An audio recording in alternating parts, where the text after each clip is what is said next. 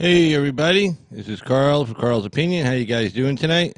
And welcome to our Sunday night roundup show, live call-in show. And hey, welcome to everybody. Hey, welcome to everybody in the chat tonight. I see Teresa. Hey, Teresa, disabled, Jervis, and I saw Anthony in there earlier. Let's see who else. Sheena, Black and Irish, crazy chick Sheena as well. So hey guys, thanks for stopping by. And a lot of news to get to tonight. And primarily, we're going to be talking about immigration. And as you saw on the description page, also, we're talking about the Mueller-Barr-Durham investigation as well. And also a little bit about what President Trump's doing with North Korea. Looks like President Trump sent another letter over to Kim and their state radio, which is basically Kim. I mean, when their state, media outlet, state TV, state media broadcasting service put something out that's basically Kim Jong-un saying it. And he had some really nice things to say about the letter President Trump sent him. It was like really cool. And then also you saw what President Trump did with Iran. It's easy. It would be easy for him just to play tough, beat his chest and say, we're going to bomb you, we're going to blow you to smithereens and stuff, and somebody who's insecure about, like HW was very insecure about being called a wimp, if you remember correctly from the '88 campaign. A lot of people call him he's a wimp because he seemed like kind of a wimpy guy, George H.W. Bush, and he kind of had that hanging over him, and they had to do a lot to make it appear like he wasn't a wimp, but he was kind of a wimpy kind of guy, and so he kind of had like a little chip on his shoulder. He had to prove how tough he was. And you saw he was getting involved in Panama and a few other wonderful places. But, whereas, President Trump, he doesn't have any kind of chip on his shoulder, doesn't prove to anybody he's tough. He knows he's tough. People around knows he's tough. So he doesn't have to, prove anything. So when Iran shot down that drone and, he gave them a great way out. He basically lied. He said, well, it was a big mistake. And then he comes back and says, it was a big mistake. It was probably some rogue general or somebody who got nervous or something and, did it by accident. They made a mistake. Obviously, it didn't come from the leadership up top. So the Iranians, they, saw that and they were smart. They could have been really stupid and said, no, we meant to do it on purpose. And then here come the bombs. But instead the Iranians go, oh, shit, this guy just gave us a way out. Hey, Odinga. How you doing there, Mr. Odinga Matuba? Good seeing you. Yeah, I saw you down on O'Shea's channel earlier today. That got pretty wild, but then it kind of got nice. It was kind of a good conversation. It was kind of what I was looking forward to today. It started off really calm, then it got loud, then it got calm again. So that was really cool, and I got to hear some really good perspectives on that. So that was really nice. But good seeing you, and good seeing you. Hey, Rocky USA, how you doing tonight? But yeah, the thing with Trump with Iran was that he gave them a way out, said, okay, look, somebody over there must have made a mistake, some general or something. And then sure enough, the Iranians said, okay, we'll do that. And they reprimanded the general, and they made it public. They reprimanded this one general. I mean, the poor guy was like, what? I was just following orders. I was just doing what you guys told me to do. And he's like, no, you didn't. It's like, shut up or, we'll kill you. So this general got reprimanded. Who knows what happened to him or not. But still, they went out publicly and said, yeah, there's one general, he did something stupid. So he's got a lot of people around him. It's funny that the Democrats, they're kind of weird because the mainstream media, they say, well, gee, who's running the show at the White House? Well, I guarantee everybody at the White House knows who's running the show. They say, well, you got Bolton around him and Pompeo, and they want to go to war with Iran.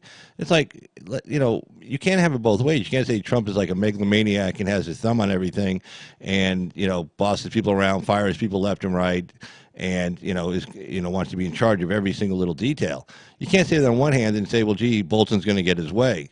Well, I guarantee you the only person who's getting his way in that White House is, President Trump.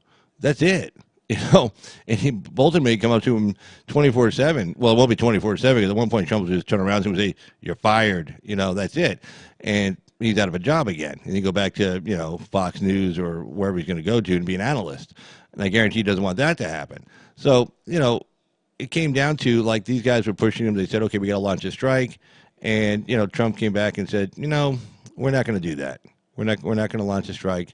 Yes, how many people is this going to kill? If we launch this airstrike, how many people are we going to kill in Iran?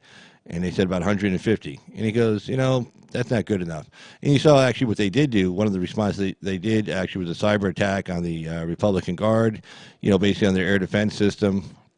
Probably shut it down for a day. Probably just shut it down for like 12 hours. Just let them know if we want to shut you down, we can shut it down.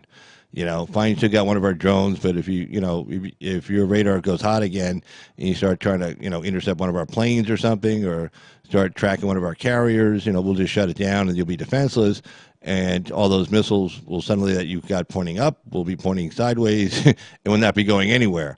So, that kind of thing. So anyway, let's get to that. We got a live call-in show tonight. See, the phone number is 775-273-8970. If you want to appear by video call, you want to appear side-by-side on video, just shoot me an email, ca2jogger@gmail.com. It's in the top left corner. You see it up there by the Trump 2020 sign. And you shoot me an email. And if you do, just put in the chat, hey, I shot you an email. I want to appear on a side-by-side interview. And then you'll appear in something like, let's see, like that, except without me over myself. But it'll be like that. You'll be in the screen, looking at it to your left, that kind of thing. So, but that's how it'll look. If you want to appear by side-by-side video call, and then just, put in the chat room, hey, I want to appear on there. And I'll shoot you a link. I'll email you a link, and then you just shoot me a link. You shoot me, just hit it, and then you're in, and then I'll take care of the rest on this end. So no problem there, or you just want to call in, that's fine too. But anyway, let's get to our first story. Illegal immigrants are being taught on how to avoid deportation in a quote-unquote know your rights workshop. And this is scary, but it's not as scary as when you have the Speaker of the House and governors and mayors, telling people don't answer the door if ICE knocks, hide your children someplace else. We have, Tony Patriot was bringing that up yesterday. He was watching this one Mexican-American Trump supporter who works out of Tijuana in the United States, and she was translating for the radio, telling people how to hide from ICE and how to take your children to your neighbors and stuff like that. But it's worse when you have like Speaker of the House saying, "Oh, it's immoral to deport people, and we should and don't answer the door," and telling people how to avoid law enforcement. That's not aiding and abetting. I don't know quite sure what is. I mean, that's aiding and abetting. That's the very definition of it. That's a crime. So, but these people just do it. They don't seem to care. But all right, let's take a look at this story. This is from the Washington Times, and it's by Sophia Tarine. Okay. Chicago. Cece Garcia believes that if her husband had a better understanding of his rights, he would have avoided deportation to Mexico after telling a suburban Chicago police officer during a 2012 traffic stop that he was living in the U.S. illegally. He failed to remain silent, said the U.S. citizen, mother of five. He proceeded and told the truth. The Chicago woman now spends her time teaching others how to avoid her husband's fate, part of a growing national effort since President Donald Trump took office that took on new urgency in recent days. As he kicked off his 2020 campaign, Trump had proclaimed that his administration would launch a new operation in the coming days to deport millions living in the country illegally. On Saturday, he tweeted that he had delayed the plan 2 weeks in hopes that Democrats and Republicans could work out solutions to asylum and loophole problems at the southern border. Yeah, that needs to get worked out, because right now our asylum laws are like the worst in the world. Nobody else has these laws. Basically, you don't have to go to the first country you get to. You can travel all the way from Africa, Southeast Asia, Pakistan, South America, Central America, and go through several different countries, and then get here and say, "Oh, I need asylum from this country from 6,000 miles away." It's an absurd thing. If you really need asylum, you'd go to the first country that you could get to and ask for asylum there, because you're asking for protection from your country's government, your home country's government. So if you're in Honduras, you go to Mexico, you'll be okay. I mean, the Mexican government is not going to listen to anything the Honduran government tells them to do. That's not going to happen. And if you travel from the Congo or Angola, and you make it to like Brazil, well, the Brazilian government is not going to listen to anything the Congo has to say. You're not going to say, "Oh, we want this guy back." And Brazil's going to say, "Yeah, good for you. Have a nice day." But that's not why they're leaving their country, and that's not why they're coming to this country. They're coming to this country because they just want to make some money. And unfortunately, recently it's more than just wanting to work. It's a lot of people we see coming over. The Democrats are saying, "Come on over and get free stuff," and they're selling them a bill of goods. They're basically, the reason why they're saying come over and get free stuff is because they want votes. They say, "Oh, remember us? We're the ones who gave you all this stuff." Kind of like Dinesh D'Souza portrayed in the movie he did, where he showed the immigrants in the 1800s getting off the boat, and in New York City, and then the Democrats, grabbing them for take them to the election booths on election day, saying, "Okay, now you're going to vote. We'll get you a cheap house, we'll get you a job, but election day you're going to come and you're coming with us to vote, and you're going to vote the way we tell you to vote." Same thing going on now. So it's a different kind of migration going on now. Plus they're coming over in family units. They're not coming as single men, coming over to get work. Now they got to take care of each other. A lot of social services are required. It's just a complete nightmare. And Democrats are more than happy to let it be a nightmare. They can't, like I was saying the other day when Effie did a call-in. Hey, Major Arcade, I'm scared because of my mom and dad. I'm scared because of my mom and dad. I don't know what that means, but okay. All right, Major Arcade, how you doing? But yeah, I'm not sure what that means. I'm scared because my mom and dad. Well, okay. Well, I'm sure you can explain that. I'm sure you can explain that comment when you get to the next one, and we'll figure it out from there. But okay, all right. So let's continue on the story. So on Saturday, he tweeted that he had delayed the plan 2 weeks in hopes that Democrats and Republicans could work out solutions to asylum and loophole problems at the southern border. From L.A. to Atlanta, advocates and attorneys have brought Know Your Rights workshops to schools, churches, storefronts, and consulates, tailoring their efforts on what to do if Immigration and Customs Enforcement, ICE, shows up at home or on the road. They've role-played interactions, handed out pocket guides, provided hotlines, hosted webinars, and offered scripts. How much money is being spent on this? This is amazing. The results, advocates argue, is more savvy immigrants. Yeah, more savvy at breaking the law, more savvy at avoiding law enforcement, more savvy at staying here illegally, more savvy at getting fake IDs, and using and stealing somebody else's identity. That's good. Yay! Anyway. Who are more savvy immigrants who are increasingly refusing to open their doors or provide information, something they hope will blunt any impact of any operation. And she goes on to say, it's more about making sure that people feel like they have some power over what is happening in their lives, said Katrina Ramos, a National Immigrant Justice Center staff attorney, and that they have some control over what is inherently a very scary situation. Well, again, it's kind of maybe this is what Major Arcade was kind of going to. What's scary? Yeah, I mean, if I went to some country and I overstayed my visa, or I just, snuck into the country and I was there illegally, yeah, I'd be scared I was going to get picked up, and I should be scared. I shouldn't be there. I should be in my own country. These people, if they stayed in their own country and demanded that their government reform itself, that it be a capitalist type country, democratic country, kind of a republic like we have, where the government answers to the needs of its people, where the economy is allowed to grow and flourish through the free market, they wouldn't have to go anywhere. They could just stay here and do just fine. They could just stay in their own home country and do just fine. So if they're coming here and they're illegal, as soon as they cross the border, they're committing a crime. And in order to stay here, they generally have to commit several more crimes. I mean, they have to, again, get fake identification, steal somebody else's ID so it can pass some kind of a background check.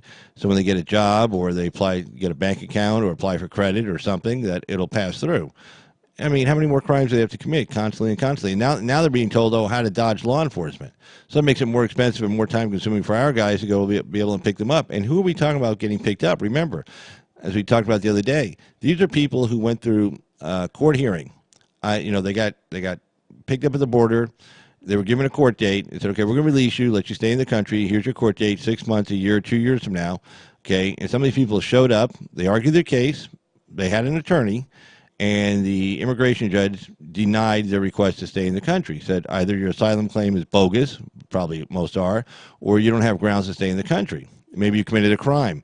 If you commit a crime prior to your hearing with the immigration judge, you pretty much kiss it goodbye. So a lot of times that's what happens too. Or a lot of times these people just don't show up for their hearing. They know the hearing date, they're given the hearing date, and they don't show up, so they lose by default. But they were given due process. So these people, they committed a crime coming here, they're given a court date, allowed to stay in this country through our generosity, and then either they showed up for court and lost, and then said, oh yeah, I'll be back in a few minutes, I have to use the bathroom, and then they run out the door, or they just don't show up for court to begin with, and they lose by default, and they're ordered to leave. So they've had their due process, they're ordered to leave, and they're just hanging around here. Again, committing more and more crimes just to be able to stay here illegally. So with all the due process in the world, I don't know what more the Democrats want. They're not rounding up. They're not going to a factory and yelling out immigration and seeing who's legal and who's illegal. They're not doing anything like that. So I don't know. But anyway, let's continue. So whether it's the American Civil Liberties Union, the ACLU, or a neighborhood nonprofit, the training is focused on the same ideas: the right to remain silent, refusing officers entry into a home, not signing anything without legal representation, asking for paperwork from agents. They are rights attorneys. There are rights attorneys say apply to everyone regardless of citizenship status. Opening the door to an agent is an invitation that could lead to collateral arrest. If collateral arrest meaning that maybe they have other kind of crime they committed. Yeah, we don't want that. We don't want criminals getting caught in this country. No, just let them keep committing crimes. So activists suggest talking through a door or a window, something the Coalition for Humane Immigrant Rights in L.A. depicts in an animated Know Your Rights video. A booklet by political organization Magenta advised immigrants not to carry identification with country of origin or to avoid having evidence that could end up in immigration court. Jesus. Get to the next story here. Here's another one. This is just great. Illinois bans private immigration centers as ICE raids loom. More and more. Why not? All right. This is by Cassidy Morrison. This is from the Washington Examiner magazine today. Actually, yesterday's. All right. Democratic Governor J.B. Pritzker signed a bill into law Friday. This is in Illinois that bans private immigration detention centers from the state, making Illinois the first state to take such a measure. Okay. The bill, HB 2040, was one of three measures to protect undocumented immigrants, illegal aliens. The other two bills Pritzker signed to prohibit local law enforcement officers from working with immigration and customs enforcement officers to target migrants in the state and allow undocumented students, illegal aliens, to receive financial aid at public institutions. That's great. So now they're getting financial aid as well. Grants, loans, government-backed guaranteed loans, all that stuff. And they're telling them don't work with the feds. So it would be like during Prohibition, state police saying, actually an order from the governor saying don't work with the feds. Break the law. Don't help them out. Even though it may be a dangerous situation, they may need your help. Don't help them anyway. If they call for help, officer down, shots fired. Nope. They're on their own. Sorry. Have a nice day. Great, huh? All right. So Illinois is bracing itself for mass raids that ICE plans to carry out in many cities, Chicago included. Oh, let's fix this. Let me grab a cigarette real quick.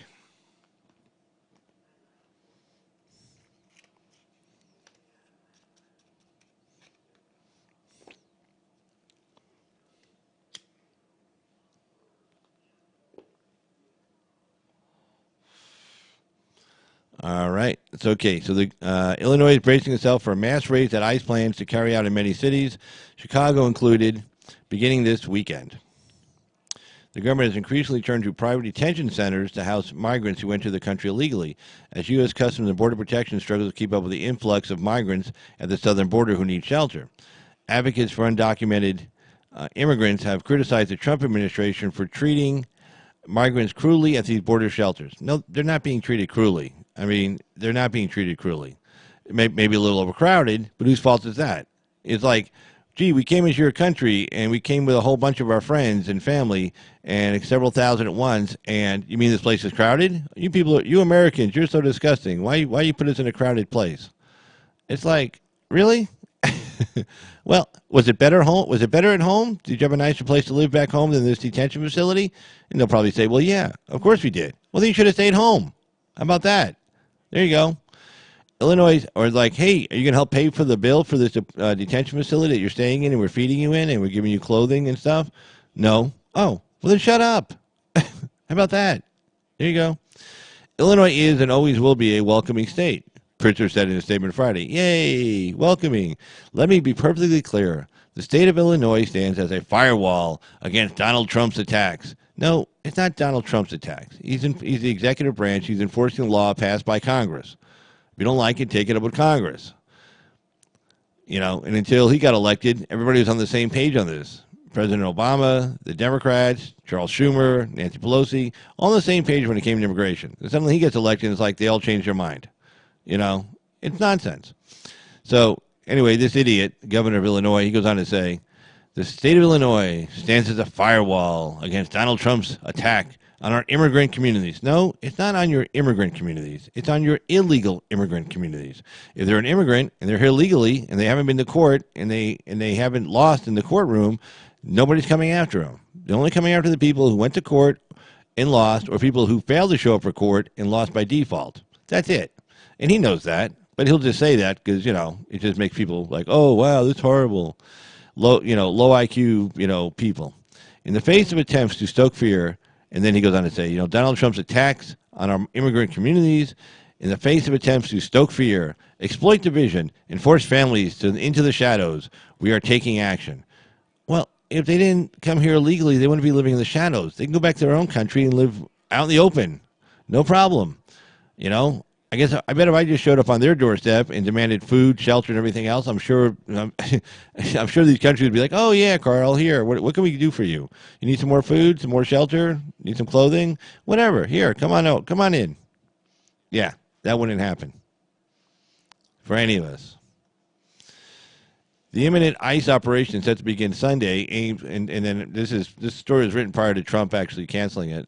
The imminent ICE operation set to begin Sunday aims to apprehend up to 2,000 undocumented immigrants in up to 10 cities. Let's see. So anyway, Chicago's Democratic Mayor Lori Lightfoot, like Governor Pritzker, has vowed to protect Chicagoans as best she can. She's going to stand between some illegal immigrant family and ICE. You'll have to get past me, and then they just knock her over. Boom. It's like, oh, well, thank you. As best she can, and has directed Chicago Police Superintendent Eddie Johnson to abolish ICE's access to the Chicago Police Department's databases that track undocumented immigrants, illegal aliens, in Chicago. And then, of course, she says the same thing. Chicago will always be a welcoming city and a champion for the rights of our immigrant and refugee. She's got a whole bunch of people in her city that she's not taking care of right now who are U.S. citizens and have been and people who have been in this country, have ancestors in the country for over 200 years. Namely, a whole lot of African Americans who live in the south side of Chicago and the north end. Okay. You don't need to bring any more people in to be welcoming. Why don't you try welcoming those people on the south end? Why don't you try doing something for them? Spend some money there before you start, allowing illegal people to come into your city and you can't take care of those people. Why don't you try that one out? You got a whole lot of poor white people, in your city right now as well. I'm sure they could use some help, but instead you're going to allow a bunch of foreigners in. You're going to provide money and shelter and whatever else to them and hide them from the cops. Brilliant. Great idea. Anyway, live call-in show, area code 775-273-8970 if you wish to call in, or appear by video call, just shoot me an email, ca2jogger@gmail.com. So, our next story, this keeps getting better and better. This was from the Washington Examiner again.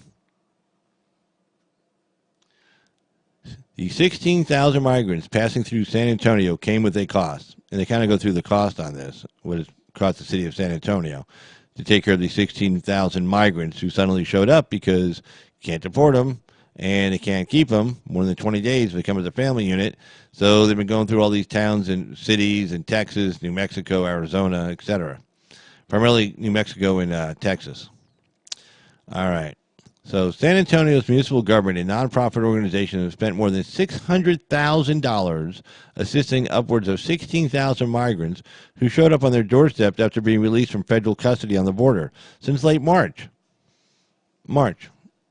April, May, June. Okay? April, May, June. 3 months. $600,000 the city spent. 16,000 migrants. $200,000 per month on illegal aliens. Imagine if they spend that much money on the people who live in San Antonio, the homeless. Imagine if they spend $200,000 a month on the homeless people in San Antonio, U.S. citizens who are homeless right now, homeless vets, homeless whoever. You wouldn't have a problem. You wouldn't have any problem. That's a lot of money. $200,000 a month. That's a lot of money. Let's see. On the border since late March, and the city expects newcomers, including immigrants from Central Africa, to continue arriving in surges. Until March, only the city's nonprofits were helping the average of 2,000 migrants arriving each month. Well, 16,000 in 3 months, that's an average of 5,000 a month now for San Antonio. By late March, the three local groups, Catholic Charities, Travis Park Church, and San Antonio Food Bank, were struggling to house, feed, and care for the primarily Central American families. The number of migrants departing the border for San Antonio had tripled to upwards of 6,000 people per month. City officials said most arrivals are coming from Eagle Pass and Del Rio, Texas, where federal authorities are apprehending a record number of asylum seekers from Central Africa. Hundreds have been arriving in the United States each week seeking refuge from an outbreak of war in the region. Well, again, they didn't just go from Central Africa to United States. They went to Central Africa, Brazil, Ecuador, Mexico, well, probably Ecuador, up through Central America, through Guatemala, into Mexico, and then to the United States border. So they could have stopped anywhere of those places, okay? They have to keep coming, all right? If they're really seeking asylum. I mean, a lot of nice countries on the way, you know. A lot of Americans go down there to visit as tourists. I mean, some nice places down there. You know, you should check it out. I don't know. Hey, the great Dirtbag, how you doing there? Hey, Liberty, good seeing you there in the chat, guys. Good seeing you guys. Hey, anyway, good seeing you guys. Anyway, live call-in show, 775-273-8970. Or, again, you can appear by video call by sending me an email to the email address in the top left corner. Okay, so anyway, hundreds have been arriving in the United States each week seeking refuge from an outbreak of war in the region. Migrants must pay for their own bus or van tickets to get from the border towns to San Antonio, the closest major city. Well, remember, these people have already paid the cartels at the border upwards of $2,000, $3,000, $4,000, up to, some reports are indicating up to $10,000 per person to the cartels to get across the U.S. border. And you don't have a choice. You know, you get to the cartel area before you hit the U.S. border, and they say, hey, we'll take you across, but you got to pay us some money. You say, well, I don't have any money. It's like, well, you're not getting. I mean, they enforce the law. You're not getting across, and see ya, and that's it. So, I sent an email, Carl. Oh, hold on. Let's see. I don't see it. Let's see. Let me just refresh the page. Up there it is. You want to guess? Okay, yeah. Hold on. Let me shoot you. Okay, let me shoot you a reply.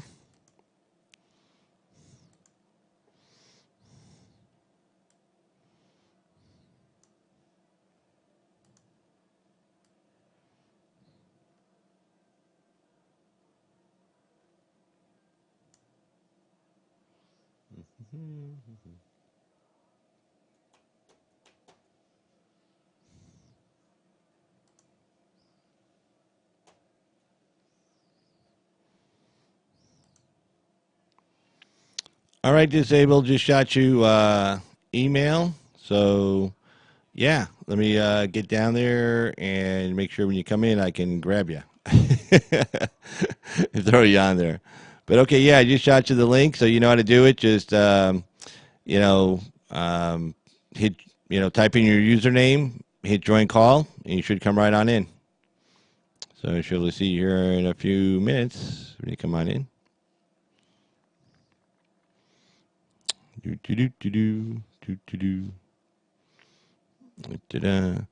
And while we're waiting for Disabled Vet's perspective, I will give you more of my commentary on this illegal alien problem. And, it's just one of those things where, like, these people, they're coming over here, and then they're upset with, the way, the services we have and stuff. Mr. Douchebag. Hey, Mr. Douchebag, how you doing? What's up, Carl? How you doing? Hey, I noticed Disabled Vet was coming on. I don't want to interrupt anything you guys talk about. Hold on. I think I can bring you both in at the same time. I think. Are you sure? Okay, because I didn't want to interrupt anything. You guys were going to talk about. I could just go back. I tell you what, if I can't, we'll find out in a few minutes. Okay. But I'm pretty sure we can. Yeah. Yeah. I just got the notification that you were live. I'm like, man, they don't. You know what, Carl? You know what's funny, Carl? Every time I get a notification, you want to know what's funny? What? Sometimes the video will have like 2,000 views, right? It's like I get the last and it's like I get the notifications last. So it's like my comments must be pretty effective at helping videos trend. Wouldn't you agree? Well, by the time by the time I get like 2,000 views, it's like a day or two later. You know, it's been out there for a day or two. So you're really getting them late. Yeah. I mean, geez, man. You know, sometimes it takes a week to get that many views. I mean, well, it's funny. I don't even make videos, and yet, why is it that sometimes, I'm not saying it is, but sometimes I feel like my comments get shadow banned. You know, I mean, it wouldn't surprise me. I'm not saying that that's true. I can't say that, but I know that when I go to Total Eclipse's videos, right, he's always responded to my comments, right, my one-liners and all that. Right. And Oh, wait. Hold on. Shout-out. Hold on. Okay. I think this works. Hold on. All right, Disabled. You there?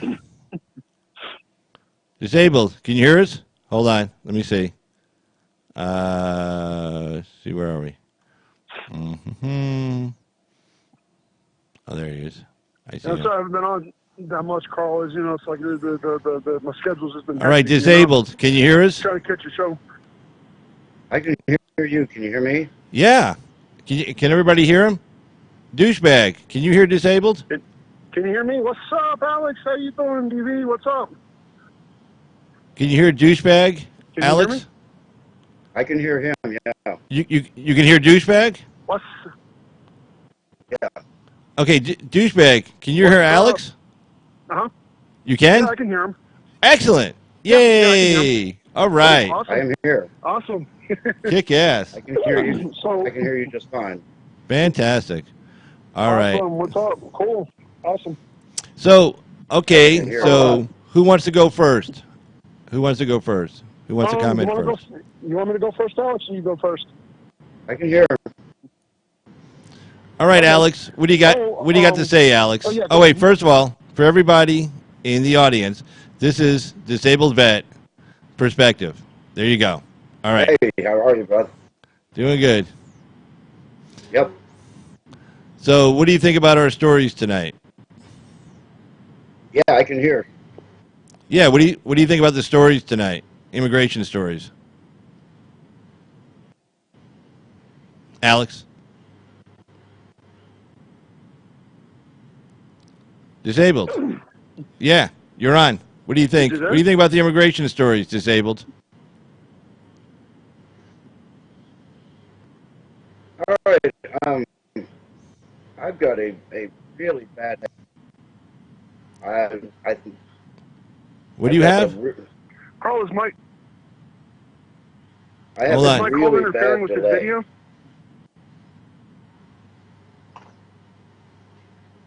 I've got to look. I'm here, but you got to. Well, I just wonder about the whole voting rights thing when you're not a American and not a United States citizen. Well, yeah. Unfortunately, like even if you're visiting, like if you're a tourist or something like that, even if you're illegal, like say you're a tourist coming over here and you have some cocaine on you or something, you still have a Fourth Amendment, Fifth Amendment right, even though you're not a U.S. citizen. Citizen. It still applies to you. So illegal immigrants, they still have rights. You know, they still have due process rights. Now, these people have already been through the due process. Okay, so they've already been to court, or they were given a court date and didn't show up. So now they have an order to be deported. So at that point, they're just, they have a warrant, issued for their arrest and for their deportation, been signed by an immigration judge. So these people just have to go. Their rights, they already had their rights, and they lost, and that's just the way it is. Yeah.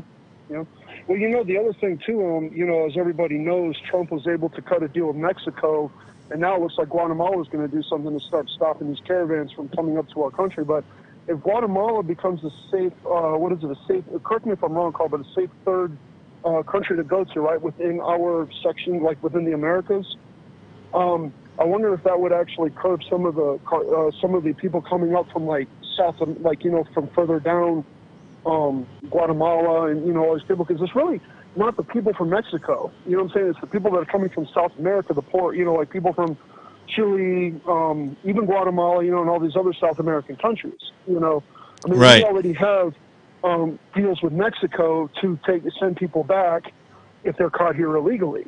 So it's not so much the Mexicans that are coming over that are the problem. It's the people from South America who are being promised by, you guessed it, George Soros and his left-wing radical groups that are coaching these people on how to, how to claim asylum, how to break asylum, how to, what cities to go to, where to go to. They even give these people phones. I wouldn't be surprised at that. They give these people probably a little credit card or something to use, to get food and all that, or transportation, wherever they got to go, Right. Because what they want to do is they want to flood all these red states with illegals. They want to mess with the Electoral College. That's why they're trying to get these people in here as quickly as possible, because as we all know, the more people you have, the more the more people, the more the government gets bigger, the more senators and congressmen and women you can elect. And a lot of those are going to swing in the Democrats' favor, and this is why.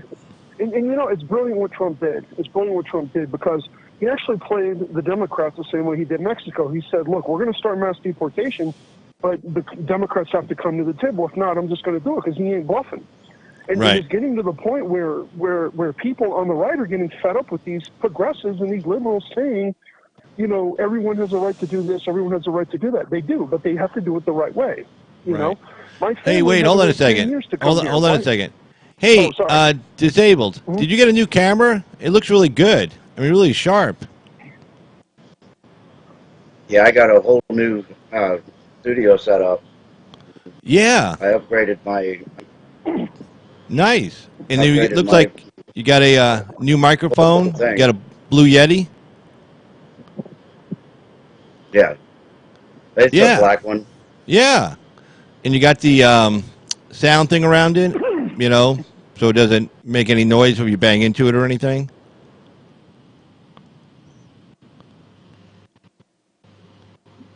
Yeah, it looks really good. Can you hear me? A little strange because on the video I'm almost lagging a full minute on the video, but on the audio, no. Don't look at YouTube. No. Can you see me on your phone? Like, are you going through your phone? I'm not on the phone. Are you going through a phone or a laptop? I'm on the I'm on my computer, my desktop. Desktop. Yeah. Okay. On your desktop, you should see me and you. Okay. Don't look at the YouTube because that's a 20-second delay. Okay. Look at the desktop with me and you when you hit the link. Can you see you and me side by side? Yeah. My link Hangouts is dropped on me, but I can hear you. I just have to ignore the fact that I'm so far behind on my video part. Yeah. It wasn't Google Hangouts. It was a vMix video, so it should have. Yeah. I don't know how it dropped. Okay. Did you hit the button? You hit join call? You must have. You're in. So. I mean, I can see you. Yeah. I'm looking right at you on the screen. Not on YouTube. I'm looking at you on the screen. Okay. Yeah, it's working. Yeah, there you are. That's good. I just started just fine. Okay, cool. Cool. All right. So what do you think about what Mr. Douchebag had to say? I mean, Mr. Dirtbag. No, Paul, it's all good. It's all good. Yeah, I'm both. Dirtbag for sure. Right. So what do you think about what he was saying? Well, this whole thing with the immigration, and it just seems like we've taken the law and just thrown it out the window. And I don't know what to do with it, but it just seems to me that we've had the Constitution rewritten, but nobody's bothered to ratify it or run the channels of the states, anything else that goes with that. They just decided to keep it up as it is. Yeah, that's true. But I mean, he's doing the best he can. I mean, he's doing what he can right now. So that much, yeah. President Trump is doing just fine. He sure is having a lot of people stab him in the back, though. I mean, that's just look at this guy, McKeenan or McCleely or Oh, McLeanan, the the one in Customs his. Border Patrol guy. Yeah. That's it. Yeah. I mean, this guy, he was their leak. He's the one that decided that it would be a good idea to go ahead and tell these cities ahead of time that the raids are coming. Oh, I So, didn't know that. what are you supposed to do? You have that. Yeah. Yeah, I'd heard that actually today that they found him to be the source of the leak. I So, did not know that. Yeah. I Oh shit. Wow. mean, he's an Hey. acting person, so he hasn't been confirmed. So it's hard to say if he is a Trump enthusiast. I mean, I guess as you look now, it's pretty clear they're not a Trump enthusiast. No. But it's just frustrating points, or he puts into acting positions all these different people, and then they turn around and absolutely screw him or screw the public. Just Yeah. be See, I spiteful. thought Trump announced that publicly on purpose. I didn't know that it leaked, and then he just kind of followed up with it. So this McLean guy leaked it first, and then Trump said, "Yeah, we're doing it." Is that what happened?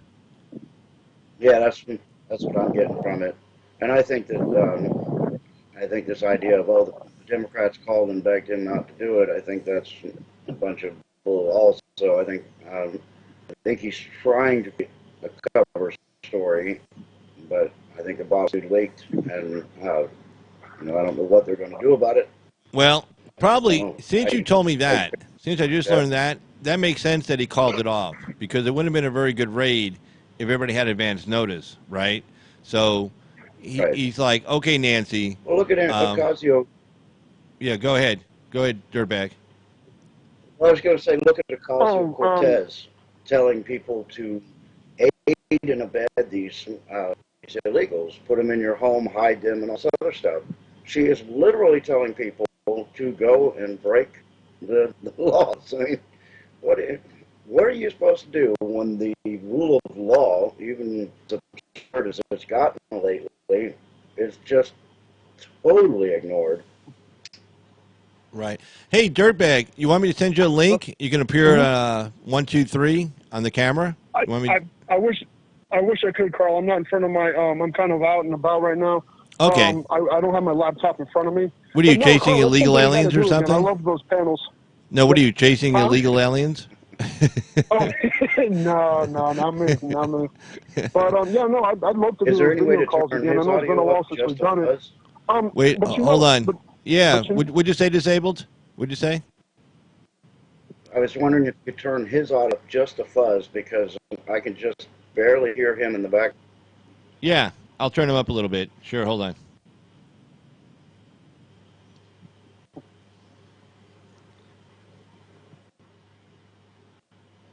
All right, dirtbag, say something so see if disabled mhm. can hear you. Well, what I was gonna say was, see, with these globalists see, here's the thing that Trump knows, just like these globalists know, right? And those who support Trump, these globalists know that right now it's all or nothing. They know this because it's like how you and I had talked about before, Carl, that they're getting old and they want to see their vision of the world through before they move on to whatever it is they're going to move on to. And right now, it's kind of all or nothing. See, these rhinos right now have to be careful because I think, from what I understand, they're up for re-election in some of these areas that Trump won big. Now, the thing too is that some of these rhinos have actually slipped up and actually exposed themselves by calling out on Trump's policy. See, the smarter rhinos know what to back and know what not to back. Like some of these rhinos are getting behind his tariffs with China, obviously trying to pressure China into doing different business. It's been a while since I've seen some of the news on with what's going on with the tariffs with China. But they're picking and choosing what they're backing so they don't expose themselves too much. See, the people like us, we can see it. We know what's going on. Now, the conservatives who vote for these rhinos, they're kind of like the progressives of the left. Not to insult anybody. I'm not trying to insult anybody, but you have to research who you're voting for. You have to know who you're voting for because there are only 12 or 13 real conservatives in Washington, and they've been very powerless against the swamp until Trump came along. Now that Trump is in office, they have an advantage to try and push us, steer us back into a more of a constitutional republic, which is where we need to be. I mean, think about this. We have a lot of work to do for our country. You know, we have a lot of things. I mean, we have a lot of educating people to do. We have to kind of, and this may even sound simple, but we have to kind of pick and choose who we're going to educate because, you know, I know white far left liberals that they just don't want to hear it. They know everything. You can't tell them anything. You can't reason with them. Now, like I've said before, on you know, it's sad, but they have to have an awakening of massive magnitude to see that their ideology is very wrong and they've been lied to. You know. Yeah, but what's that wake up call going to be? Left. What's that going to be? I mean, the country falls to pieces. Yeah, see, that's the unfortunate thing. That's the unfortunate thing that we're. Go ahead, what? Well, I was going to say, Dirtbag, that it's good that you're bringing this up because the Democrats have admitted they're going to actually run some Republicans in liberal clothing, so to speak. They want to get basically progressive run, and then once they're in there, they're basically as good as Democrats. So interesting that you're bringing the rhinos are basically they're really going to try to pull a fast one. Yeah. Well, yeah. I mean, Mitt Romney. I mean, we all know how he's going to vote. I mean, you know, he's awful. Yeah. Yeah. You know what you don't hear? You know what you don't hear a lot of more, Carl, is this coalition of states that are trying to pass off their electorate votes to who wins the popular vote. You don't really hear much about that anymore. Well, Carl? because my state, my governor actually did a pretty nice thing. He actually vetoed. He's a Democrat. He vetoed the bill. He said, "Hey, we're going to be a flyover state here in 2 seconds if you do this. Nobody's going to pay attention to us." And we have a lot of big issues with California, mainly water. And so he knew we'd lose on the water issues with California if we didn't have some say in the presidential election. So he vetoed that bill against his own Democratic Party, and they had voted overwhelmingly for it. So I think a lot of governors are starting to realize, hey, this may not be such a good idea.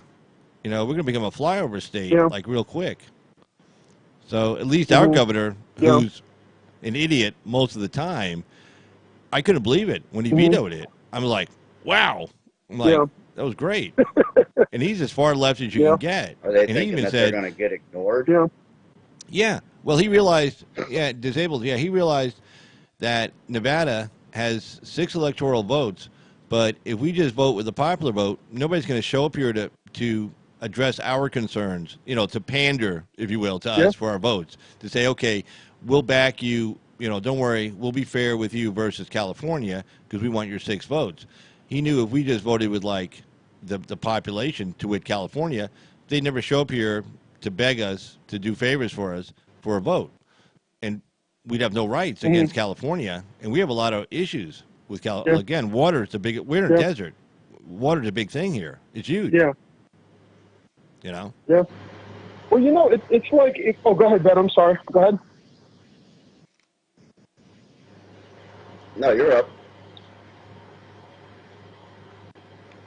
Oh, no, I was going to say, like, well, when you look at, like, okay, like, here's something, like, here's a comparison, right? You look at Andrew Cuomo versus Gavin Newsom, right? Gavin Newsom's a complete idiot. And what's even funnier is that the people who vote for him worship him like a god because Gavin Newsom literally he used to be a complete idiot, but he has parts missing now. He has what? He said he used to be a complete idiot, but now he has parts missing. So now he's an incomplete idiot. Parts missing.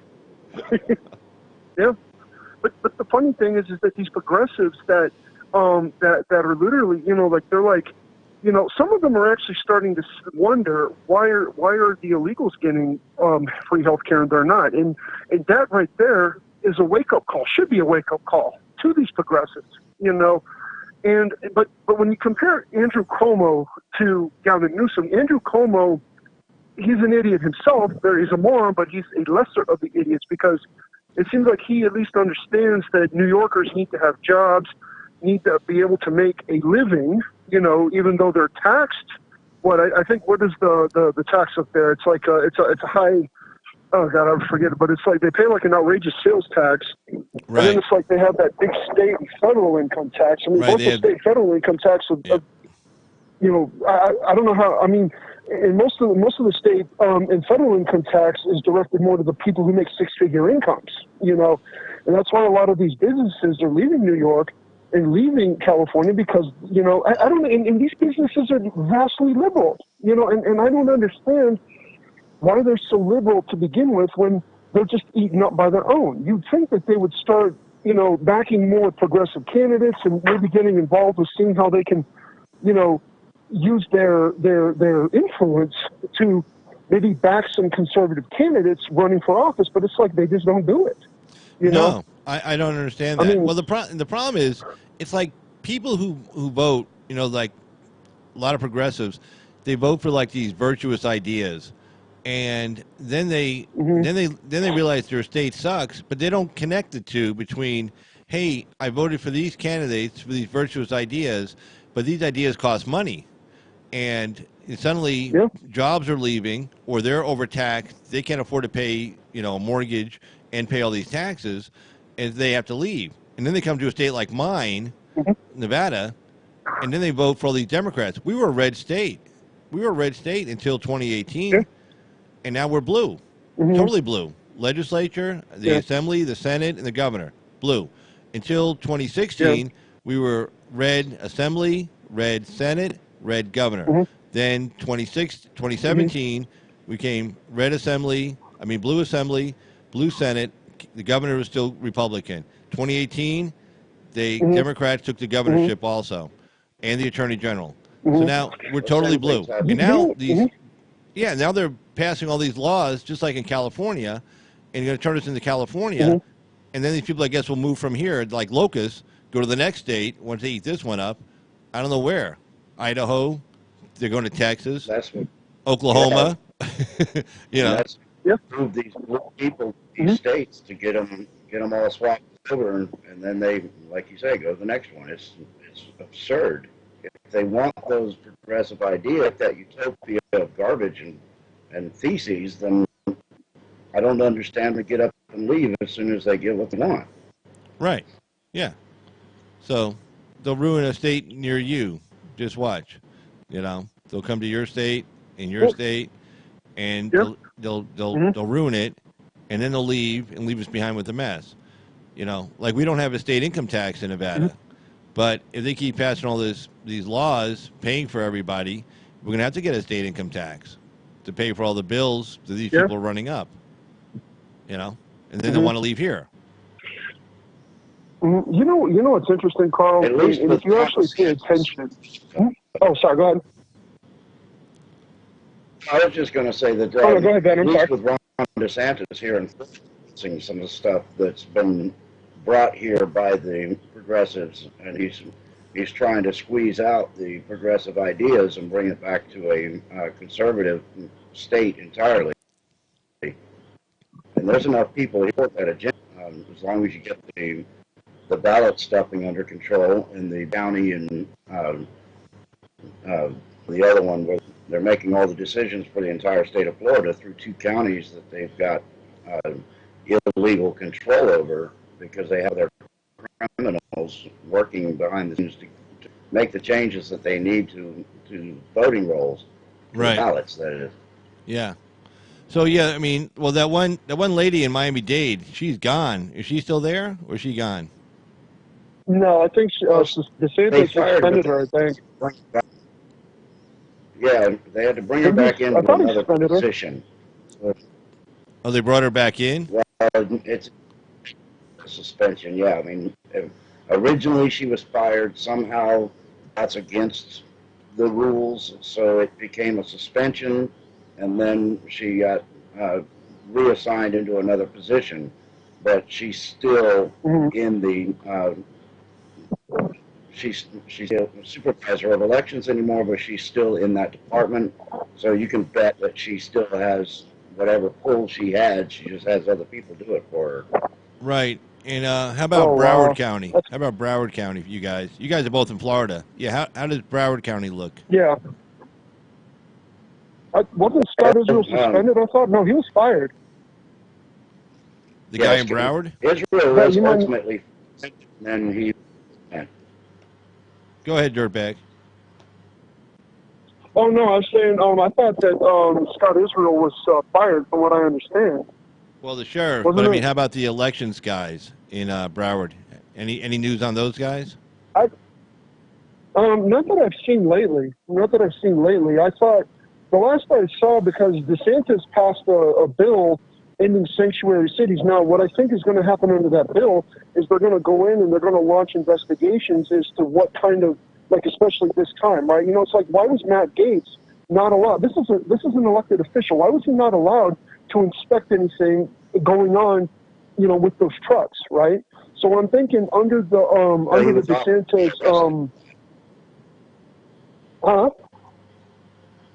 he was offered to be arrested for that. That person wasn't just telling him to leave. He said, if you keep taking pictures, you're going to be arrested. Yeah, but I mean, Matt Gaetz. I mean, you know, because it's interesting because Rubio was the one who sounded the alarm. You know, Rubio was the one that actually kind of sounded the alarm on what was going on. But I'm thinking that what I'm hoping is that under DeSantis passing a bill banning the sanctuary states, I'm hoping that they're going to investigate Broward County very heavily. The problem is you have a lot of Soros groups that have some of the judges out there are probably under Soros control, and they're probably going to try and sweep things under the rug. I mean, all it's going to do is just expose this corruption. But the question is, even though it exposes the corruption, who's going to be held accountable? Right. I mean, if think about this, if they were able to keep Matt Gaetz out of inspecting whatever it was, I didn't follow quite all that closely, but I know that he was not allowed to look at some things, and I mean these are armed security guards telling him he can't go in. This is an elected official. Yeah, Disabled and I were talking about the other night, and we weren't sure it was like a Dade County sheriff, state trooper, or was it private security? Do you know who it was? Mm-hmm. Who confronted Gaetz? No, I don't. Yeah, because now I don't think so. Okay, now has your attorney general, has she done anything about that? Did she take a complaint from Gaetz and look into it or anything? I haven't heard of anything from her lately. I mean, I haven't seen anything about her not as of lately. I mean, I don't know. I don't. Very quiet. Yeah, she has.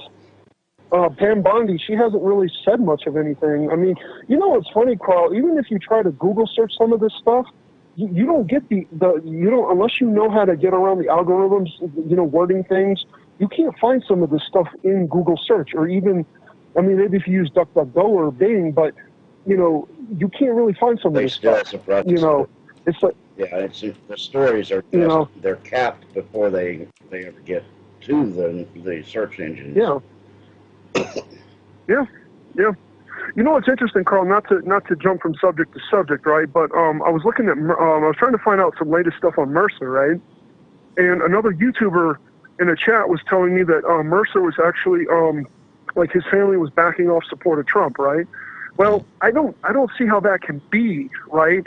Because what I think what they were saying was, what was another YouTuber? He was saying that the Mercers were funneling money into super PACs that were backing Trump. So that doesn't tell me that they're just changing tactics. You know what I'm saying? But here's the thing: I can't find anything on it. And the last I heard, Mercer was they were putting money into down ballots. God, help me out. I'm trying to remember what down ballots were. Weren't those you mean like DA? Helping to favor a candidate who's like DAs or state assembly, state senators, down ballot tickets? Local elections. Yeah, it seemed like they were putting money into those. I have not seen the article. This was something another YouTuber was telling me. I don't know how he found it, but it doesn't seem to me like Mercer would just quit backing Trump all of a sudden. You know what I'm saying? Like I said, they don't talk to the press hardly. Right. And everything that I've seen on the Mercers, they I don't know what to say about some of these coming out. It's just like the polls. I mean, there's misinformation, and calculated. All the way the reports that they put out are designed to make everything look like it's anti-Trump.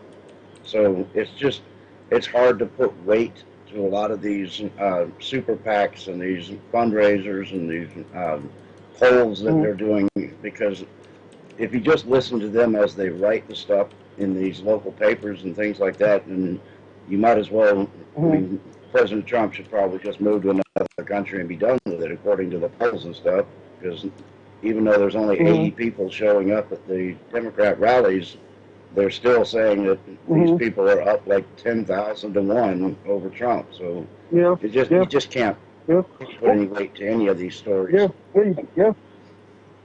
No, and the thing, and if you look at the Trump rally, like the one in Orlando, Tony Patriot went. You know, they had people. I think it was 70 to 100,000 people. You had people outside watching Trump on the. I think what do they call the jumbotrons? You know, even though people could not see him, people were out there. Yeah, I mean, people were out there just to see him on the jumbotrons. I mean, 120. Yeah, 120,000. See, that's proof right there that there's enthusiasm on our side.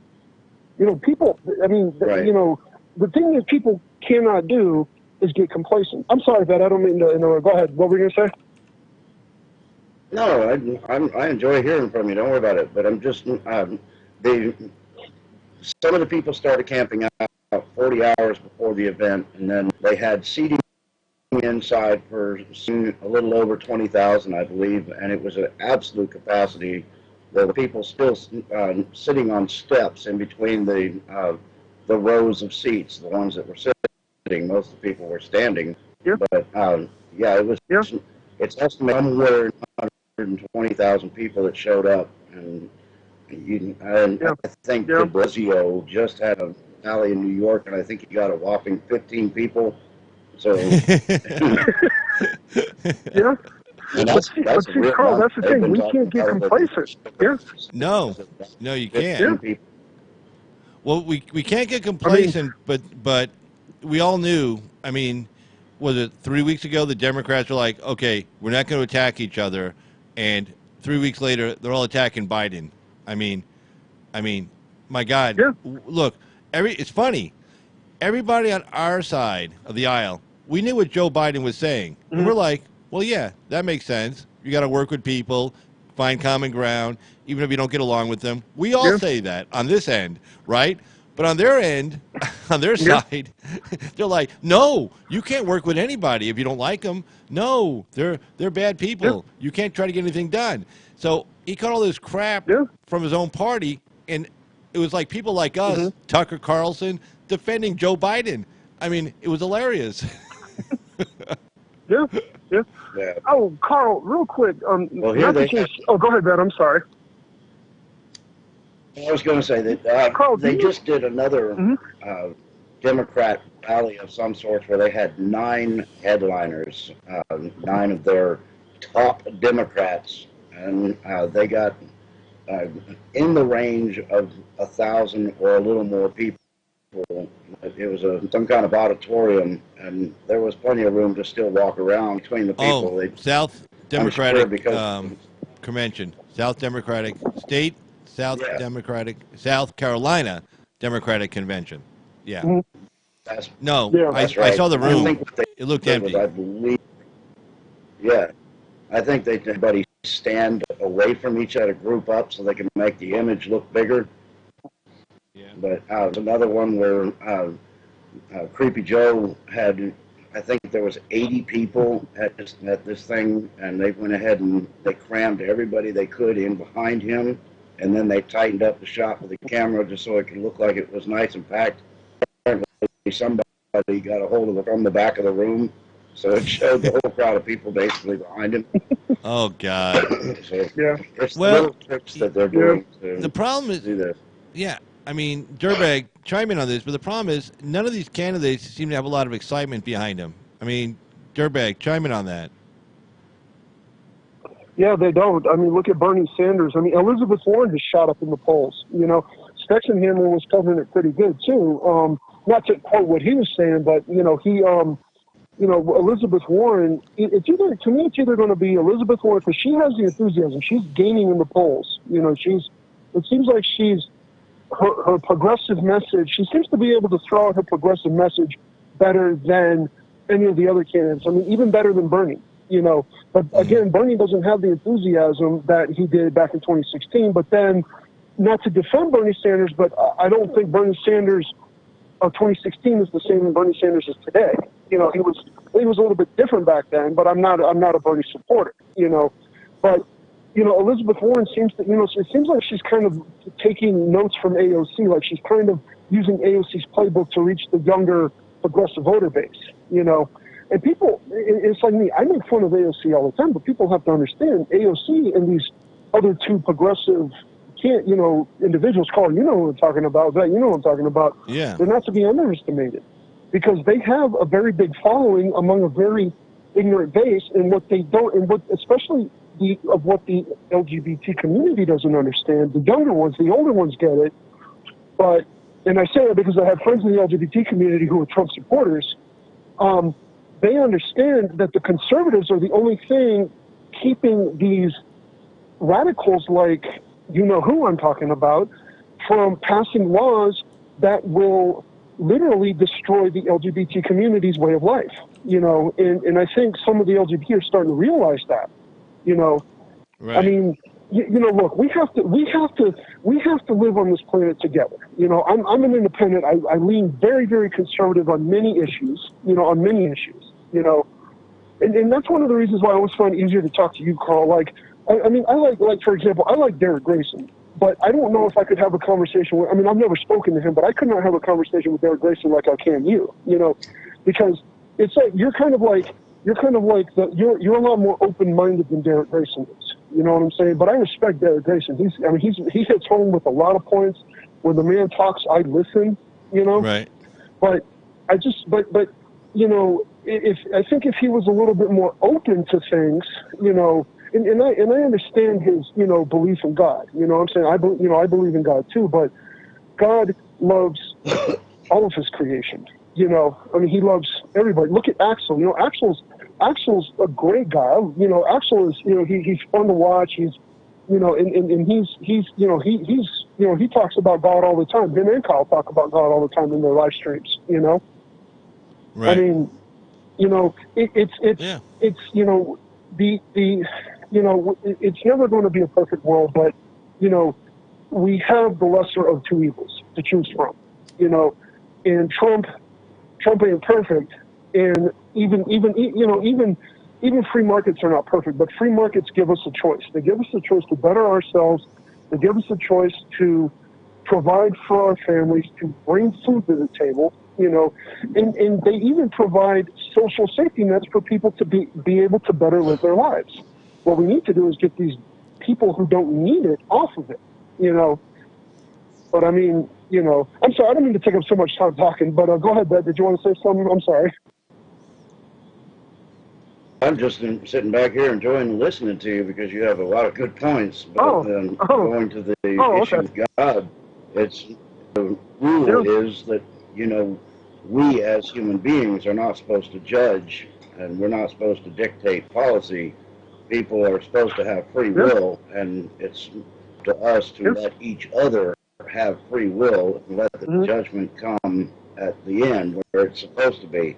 And that's the way I practice. I just damn about the LGBT community. As long as it's not the pedophilia vision, I mean, that's my stopping point, absolutely. Stay the hell away from the kids. Right. But if people are gay, that's none of my business. It's not me to judge. Right.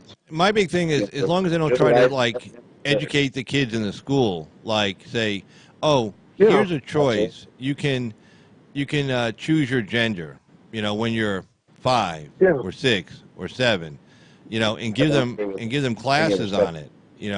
It's funny, in England they were doing that, right, for elementary kids and middle school kids, and the Christians over there were yelling and screaming about it, and the British government just blew them off.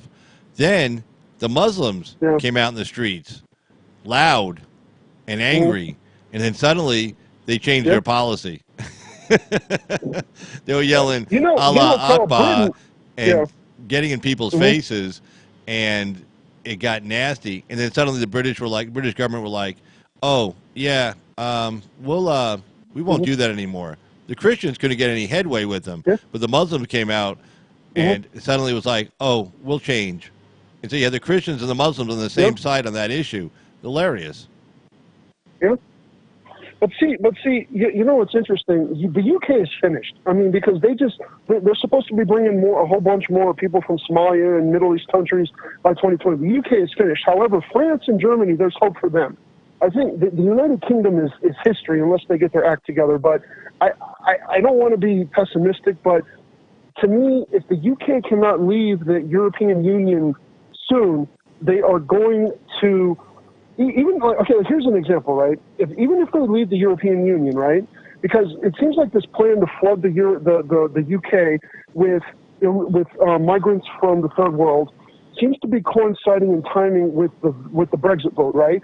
So let's Right. say Brexit happens. Well, all they got to do is elect people who will bring them back into the EU, because that's what's going to happen. You still have these progressives that are just so blind as to what is happening in the UK, and and the funny thing is the progressive side in Germany is starting to wake up a little bit. That's why Angela Merkel, I think, had to retire, because I haven't been following much of the European elections, but from what I understand, they're winning. It seems like they're gaining ground. And they're forming coalitions, which is a good thing, because they seem, even though they have different ideas, they're setting aside their differences for the time being to try and work to bring their countries back to control of their citizens, so they don't lose what's left of their cultures, Right. And then you also have Taiwan, who Japan has had their eyes on for a long time.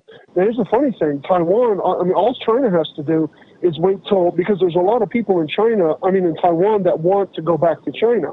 So all they have to do is, wait till Taiwan, the people of Taiwan elect, communist progressive leaders, and then they'll pass legislations and get them back into China. So China, for them, is just a waiting game for China, Right. But the thing that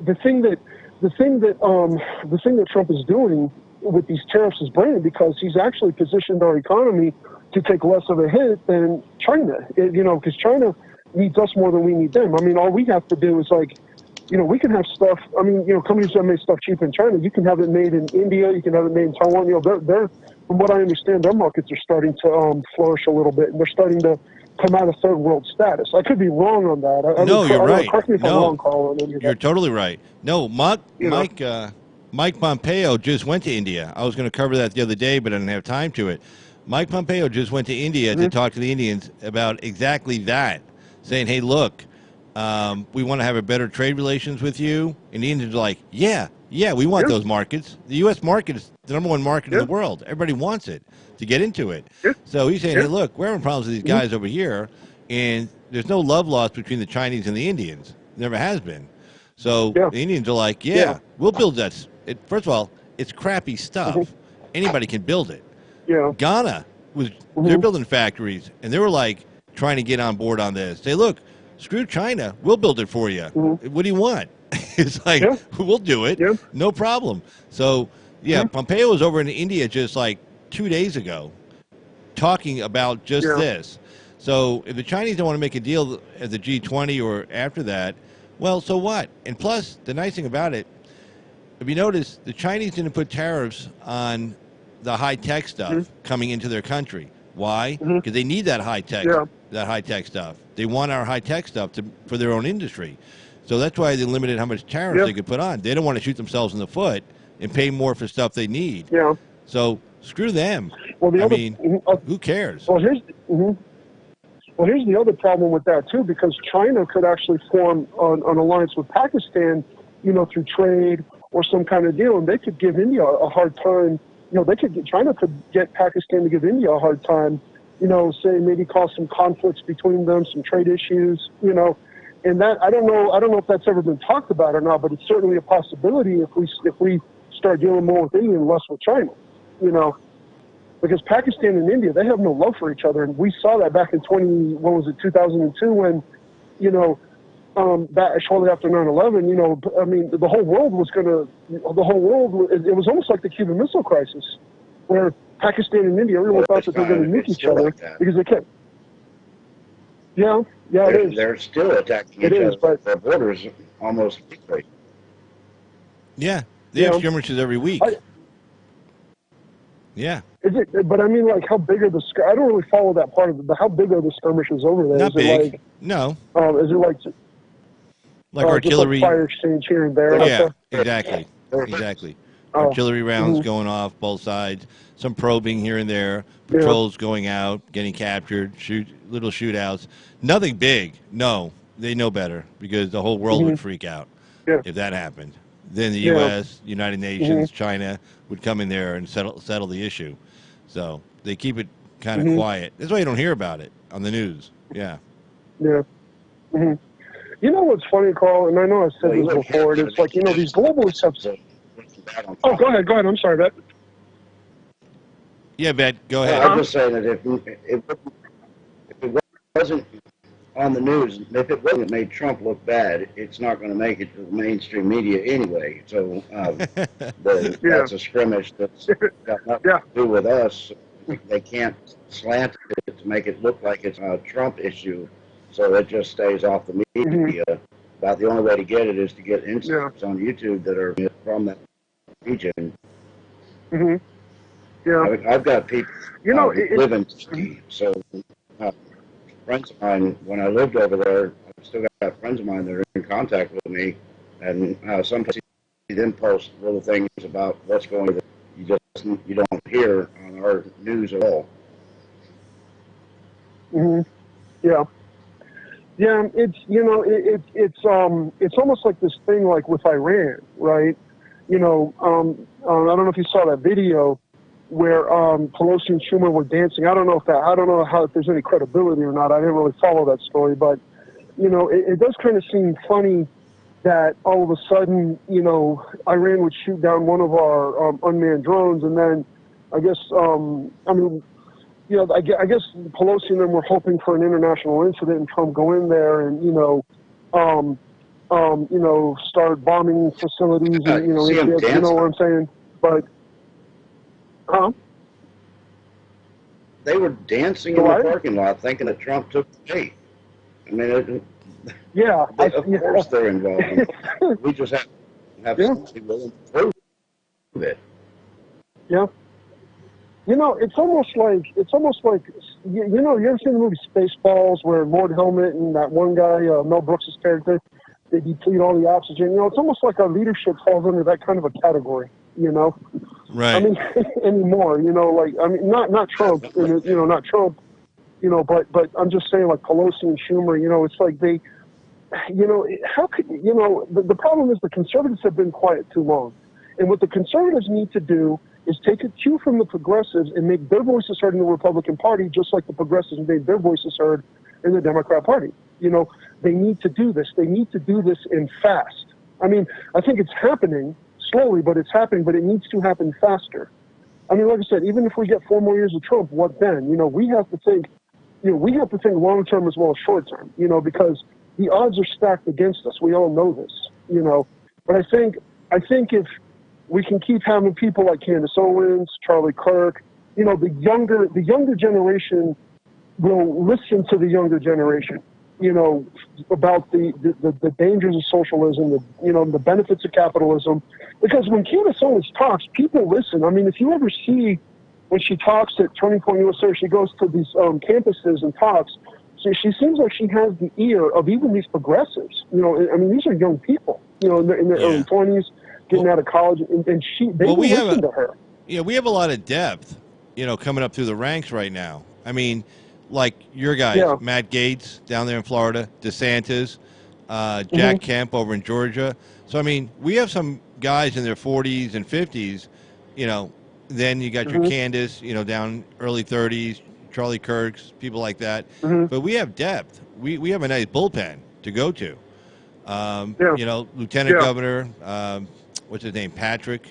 He used to be a sportscaster in Houston, in fact. Dan Patrick, Lieutenant Governor of Texas. I mean, he's someone to look at. He's a good TV personality. So, I mean, we have places to go, So after Trump, Yeah. These guys are coming up, I mean, if Yeah. DeSantis does a great job in Florida, if Kemp does a great job in Georgia, those are two guys right there. I can see going places. Matt Gaetz also. I mean, you can see those guys going places pretty fast. Yeah. Yeah. The thing about DeSantis. Oh, go ahead, Ed. I'm sorry. No, go ahead, please. I think we're going to both cover the same subject about DeSantis, but go ahead.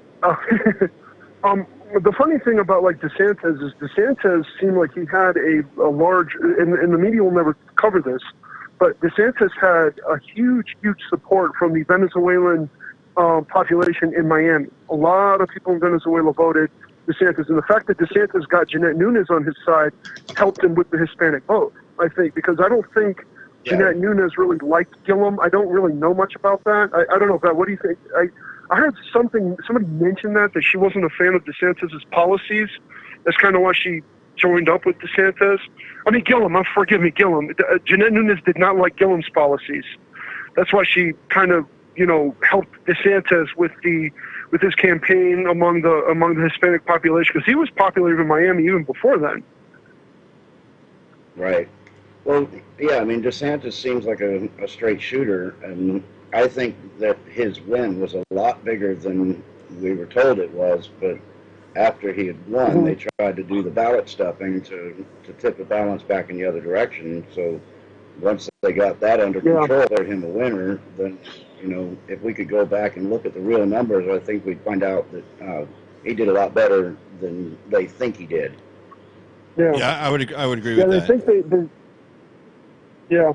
But the thing what DeSantis is doing, he needs to stay on course, and he needs to stay, right now, I mean, I don't know, Vet, you might not agree with me on this, and it's cool. I can agree to disagree, but I don't think DeSantis is doing a very smart thing with charging fees to get felons to get their voting rights back. I mean, maybe I'm wrong. I could be wrong on that, but when you have people who are, when you have people who are trying to make a difference in their life, right? The last thing I think they would want to be slapped with is I don't know how to say this, Carl. I mean, maybe I'm wrong. I could be wrong on this, but I think the one thing that could hurt DeSantis is the fact that felons have to pay a fee in order to get their voting rights back. You know what I'm saying? After they have served their time and they trying to get their lives together. You know what I'm saying? Well, maybe you have more felons registered. Huh? Yeah, maybe he's trying to make it so that they have to get a job first, where they have some money. He wants them to be kind of productive members of society, and then by making them charge a fee, it's like, okay, if you want to do this, show me you have a job, okay, and showing is by being able to pay a fee. Most states, in fact, our state until just recently, if you did a petition to seal your records or to get your voting rights back, it would cost you $245. Our governor just signed into law where that kind of goes away, where after they finish probation, they can immediately get their voting rights back. But up until like 10 minutes ago, it was a $245 fee. What's he charge? What's he charging there in Florida? How much? Do you remember? I'm not sure. Vet, you might know that one. I'm not sure. I think it's. I don't recall. I just realized that my microphone's picking up. It's got a good pickup. It's competition and everything in the background. Personally, I have not heard the specifics about the felony voter rolls. I guess I haven't get into it enough. I don't have that answer. Well, let me ask you guys. How do the people in Florida feel about Rick Scott as far as in the Senate and DeSantis in Florida? I mean, what's the general feeling? I mean, is he doing okay? He's doing a good job. I mean, I know he's only been there for a few minutes, but still, what's the general feeling, among the general population? No, Rick Scott was never a golden child for Florida. He was, I think he was in some pockets, or somebody was in his pockets. He did okay. I think basically did enough to survive his terms, but he never did anything in Florida. Maybe he does better as a senator. I mean, the biggest thing for moved another psychotic liberal from the ballots in Florida. And if that's all he does, and then he gets replaced eventually, I think we'll be better off. Rubio, I don't trust Rubio any further than Dirtbag could kick him. I think he's too interested in what's going on in Venezuela, and he's a bit of a war hawk, and just some of his policies, I see him squeezing the liberalism out of him once in a while, and I just think Rubio he needs to go. That's one that just needs to be. Somebody needs to what do they call it? Somebody needs to campaign against him anyway. Another conservative, a true conservative, needs to primary against Rubio, and then I would even be willing to help their support staff to help make that happen. But, I think like Scott, Rubio, I don't know, he's I think he's kind of fallen out of favor with the NRA a little bit, like but as far as Rick Scott, I think Rick Scott in the end kind of came around the same way Ted Cruz came around. Somebody just had to reel him back in because you had Soros and his groups telling Rick Scott to stay out of the recounting, and Rick Scott said, I ain't doing that, and I applaud him for not cowering to Soros and his cabal of globalist stooges. Those other words I like to say, but you know how it goes. Right. Anyway, and I commend him for that. I commend him for that. Because he stood his ground, and he did everything I believe by the book. And I think he kind of proved himself in the end. Because it's kind of like in the end, Carlos. It's almost like some of these people like. It's kind of like, for example, how we talked about some of these Scientologists who are against the globalists, like Joey Villa. Let's see who else. Some of these Hollywood, like some of the Hollywood conservatives that are, some of the other people that are in the Scientology that seem to be, backing Trump. And it's almost like, they're like, they might have skeletons in their closet, but they're like, wait a minute, this is a little too much for me. You know what I'm saying? And it's kind of interesting that some of these Scientologists are against these globalists, like Joey Villa. And I'm trying to think of another one that I can name, but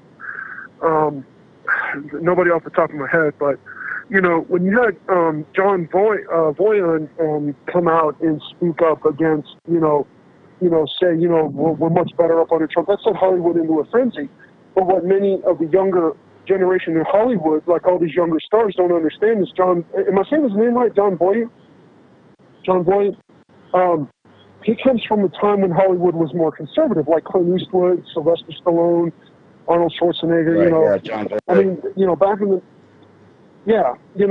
Hollywood was not always a nutcase of, crazies, and there's still some sane people in Hollywood like Roseanne Barr, Tim Allen, even Denzel Washington, I bet money he voted on Trump. He doesn't, he's not going to say it, and I don't blame him, I don't blame him, because he's got a family to take care of and he doesn't want to lose his job, so they can't really force him to say anything bad about Trump. He doesn't have to come out, but when you look at some of the speeches, like, some of the things that he's talked about, you would say that Denzel Washington is probably maybe more conservative than he lets on.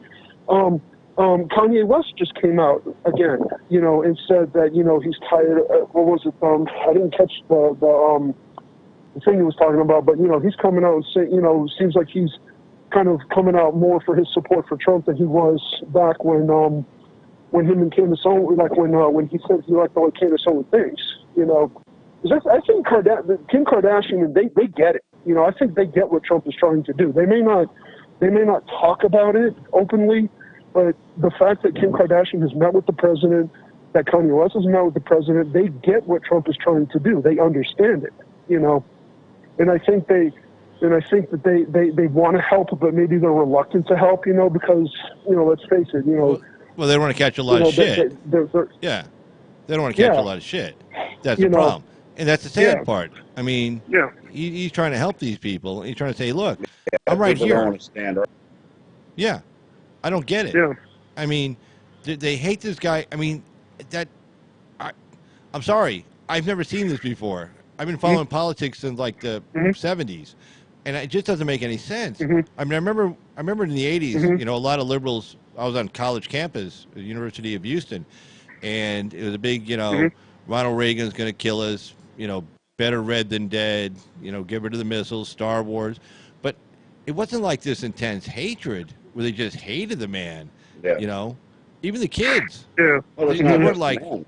They like if you absolutely hate were for us. Reagan, they didn't hate you. You know, but now they hate Mm-hmm. us. If you're for Trump, they hate you. Yeah. I've never Yeah. seen it. Yeah. Yeah.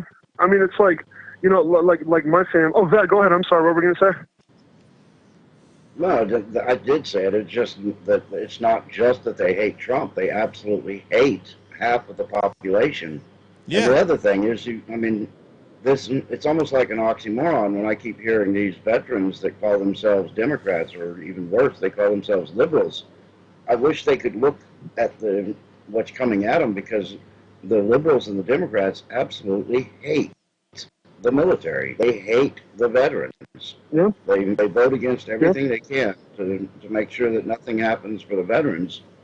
So it's an hatred of everybody except for the people that shouldn't be in the country. Yeah. Yeah. Well, it's like, you know, the progressives are still stuck in this mentality. Okay, like me, for example. I'm gonna throw myself in there as an example, right? You know, being half Cuban, right? What am I? Like you were saying, Carl, what am I? Half a victim? You know? Right. Yeah. You know, and some of these people tell me. I mean, I've literally had people tell me that, you know, how is it that, you know, somebody like me who is half Cuban. And I say this a lot, I know, but since the left love their identity politics, I'm going to say it. You know, my family is from a communist country. Okay, I have family who have health problems because of the lack of proper care that they had even back in the 70s and 60s. You know, yeah, you got a checkup, but you had to wait for a procedure, and depending on how bad you needed your procedure, you may or may not get it. You know, I mean, you literally have people determining who lives and who dies. You know, and what these progressives don't understand is that, you know, if you want a bad, you know, go to some of these Indian reservations, you know, where you know, like where I don't know much about them and I can't speak on them, but I know that sometimes the you know, the communities are just run down and they're kind of relying on, you know, those in the casinos to help them out and everything, and they may only give them so much. I mean, some of them probably care more than others, but they only give them so much to live on, you know, and in return they might work in the casinos and they might, you know, things like that, and they may not pay them much. You know, there's a perfect example of socialism right there. You know, if I can add something to that. Oh, go ahead. Yeah, sure. You talk about yourself being a half a victim. Well, Obama was half white and half black, and they called him a black man. Yeah. I am half Apache Indian and half Viking. My father's a Viking, my mother's an Apache. So am I am I white or am I Indian? Because according to the rules of the minorities and the justice warriors, I should be 100% Indian, even though I have half white in me. Yeah. So you have to figure out which minority has the qualification to call themselves a minority. Do I, you know, I guess I am Indian since I'm only half white. I'm Indian. As if we go by the rules of Obama being half black, then he's black. Yeah. Right. It's the whole thing is confusing.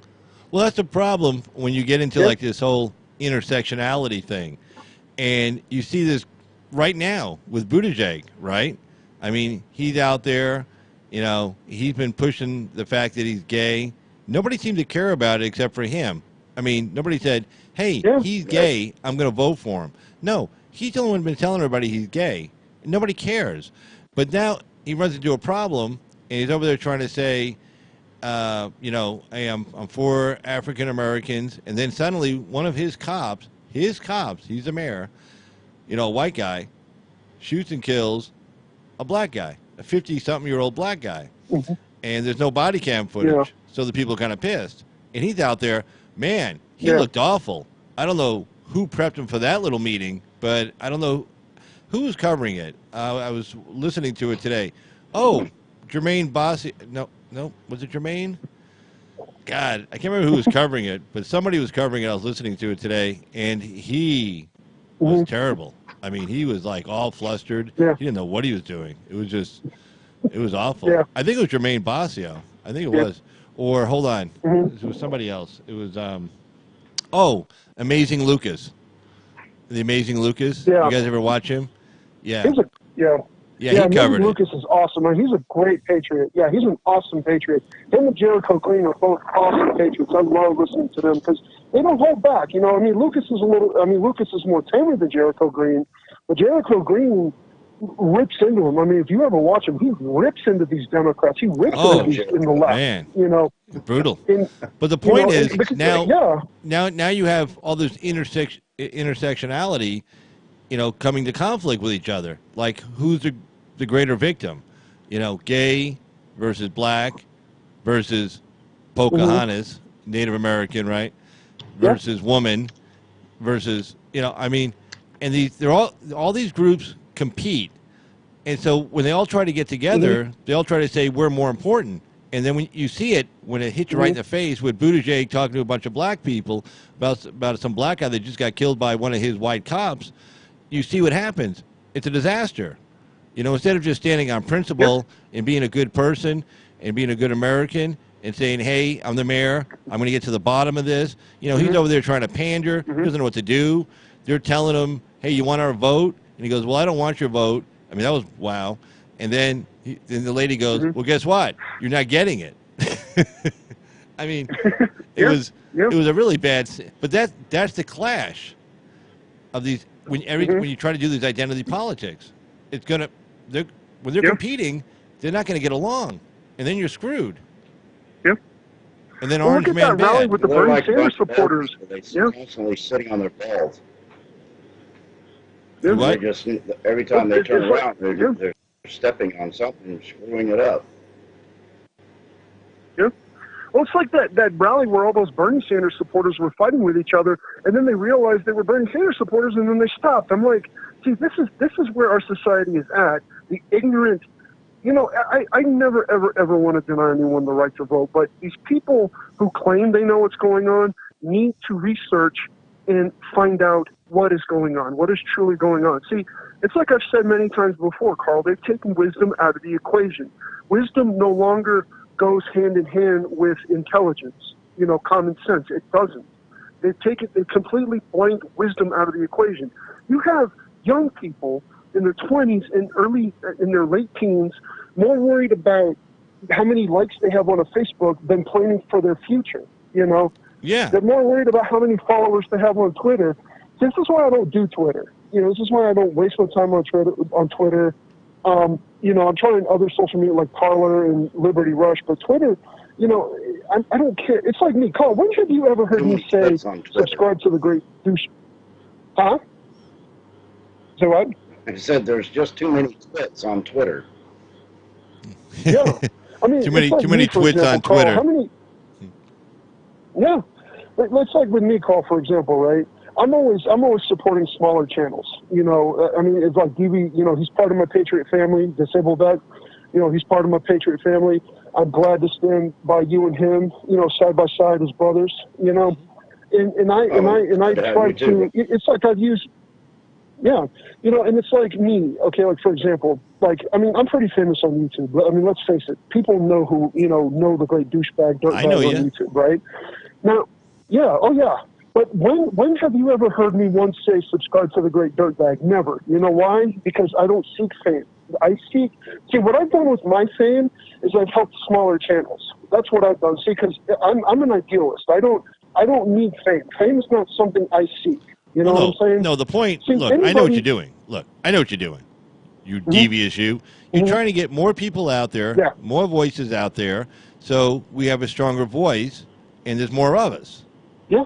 Hey, that's great. Exactly. It's exactly what the thing to do. Yeah. So the next guy over there says, hey, I'm not alone. Look, here's Forbidden, there's Carl, there's Disabled Vet, there's you, Yeah. and then string along a bunch of other names. And it's like, oh, it's more than just one of us, two of us, three of us. There's a whole shitload of us. So when the media says you guys are alone, you're all by yourselves, you don't know what you're talking about, we say no. Look, there's a whole army of us. Yeah. Literally, a whole army of us. Yeah. They're the ones that are alone. Oh, they're alone in their little identity politics and little groups and little identity. We have no groups here. We are the open tent. Yeah. We are the big tent. Yeah. That's us. Yeah. They close the door. If you're not invited, you're not in. Yeah. Go away. We invite everybody in. Come on in. Have fun. Yeah. It's a party. Yay. Yeah. There's just no room. That's why. Yeah. Yeah. But you know what's interesting, Carl? I got a YouTuber to do a shout out for a couple of people in my Patriot family, right? And all I had to do was put in a few one-liners in the comments because he loved the one-liners. He loves them, And for me, the one-liners are a way to, and sometimes they're not always funny. Most of them are funny. But see, the one-liners are designed to get people to think, right? They're designed to point out the ideology of one side of how things are done, right? Mm-hmm. So when you hear me say, Nancy Pelosi, nothing inappropriate, I promise. But when you hear me say Nancy Pelosi takes a praying mantis to church, okay, how ironic is that? See, people sometimes, like people who like the comments, they understand it. They get what I'm trying to say. Sometimes I hear people say all the time, hey, thanks, I got a bumper sticker made, or I'm going to make a T-shirt, you know what I'm saying? I put that humor out there for people to be able to use, you know what I'm saying? And I wouldn't be surprised if if AOC and some of these people have read these. I would not be surprised at all. I wouldn't be surprised if some of them laughed at them too. Yeah, I'm sure they do. It's like, but the thing is that the thought process behind what the one-liners again is to get people to stop and think about what am I doing? Does what I'm doing make sense? Does it make sense that somebody, like for example, when I make a comment, it's got a whole bunch of likes. That's when a troll will go on and say, "What are you trying to say?" Or or they say, "Hey, your name suits me." I'll go back and say, "Yeah, I like my name too. Thank you very much." Right. And it's like, yeah. And it's like I had this one guy come in. Mm-hmm. We have to be able to laugh at each other and laugh at ourselves because the liberals are so hard up that they have no sense of humor. The only emotion that they have is anger and shock. Everything to them just blows their mind and they can't even function. If you can't laugh at yourself and you can't laugh at the people around you, even the comedy, it's almost dangerous to be a comedian nowadays because you used to be able to insult everybody in the audience and get laughs about it, but now you do it and you're able to get arrested and, thrown into the social justice prison and get a job or do anything again. So it's really, really kind of scary. Mm-hmm. Yeah, it is. It's like my goodness, I'm a wuss and I got to get horizontal here pretty soon, or my back's going to be so stiff I won't be able to walk. All right. I've enjoyed the hell out of it. Okay. I will. All right, hey, Bet, it's great. Bet, it's great being able to talk to you, Carl. Thank you for arranging this for me. Appreciate it. No problem. Yeah. All right, Disabled. All right, Mr. Disabled. All right, Disabled. Hey, it's great. It's great talking to you, Disabled. That and take care. All right, have a good one. All right. All right, take care, sir. Thanks. Hey, thanks for coming in. Really appreciate it. All right, bye-bye. But hey, I can stay on a little bit longer. Yes, Paul, if you want. Go right ahead. I can stay on a little bit longer if you want. Okay, no problem. Okay, but I don't want to hold you up or anything. No, just here. See, I hope I didn't take too much of Bet's time. I'm sorry. No, I know that's not a at habit all. of mine. I'm sorry.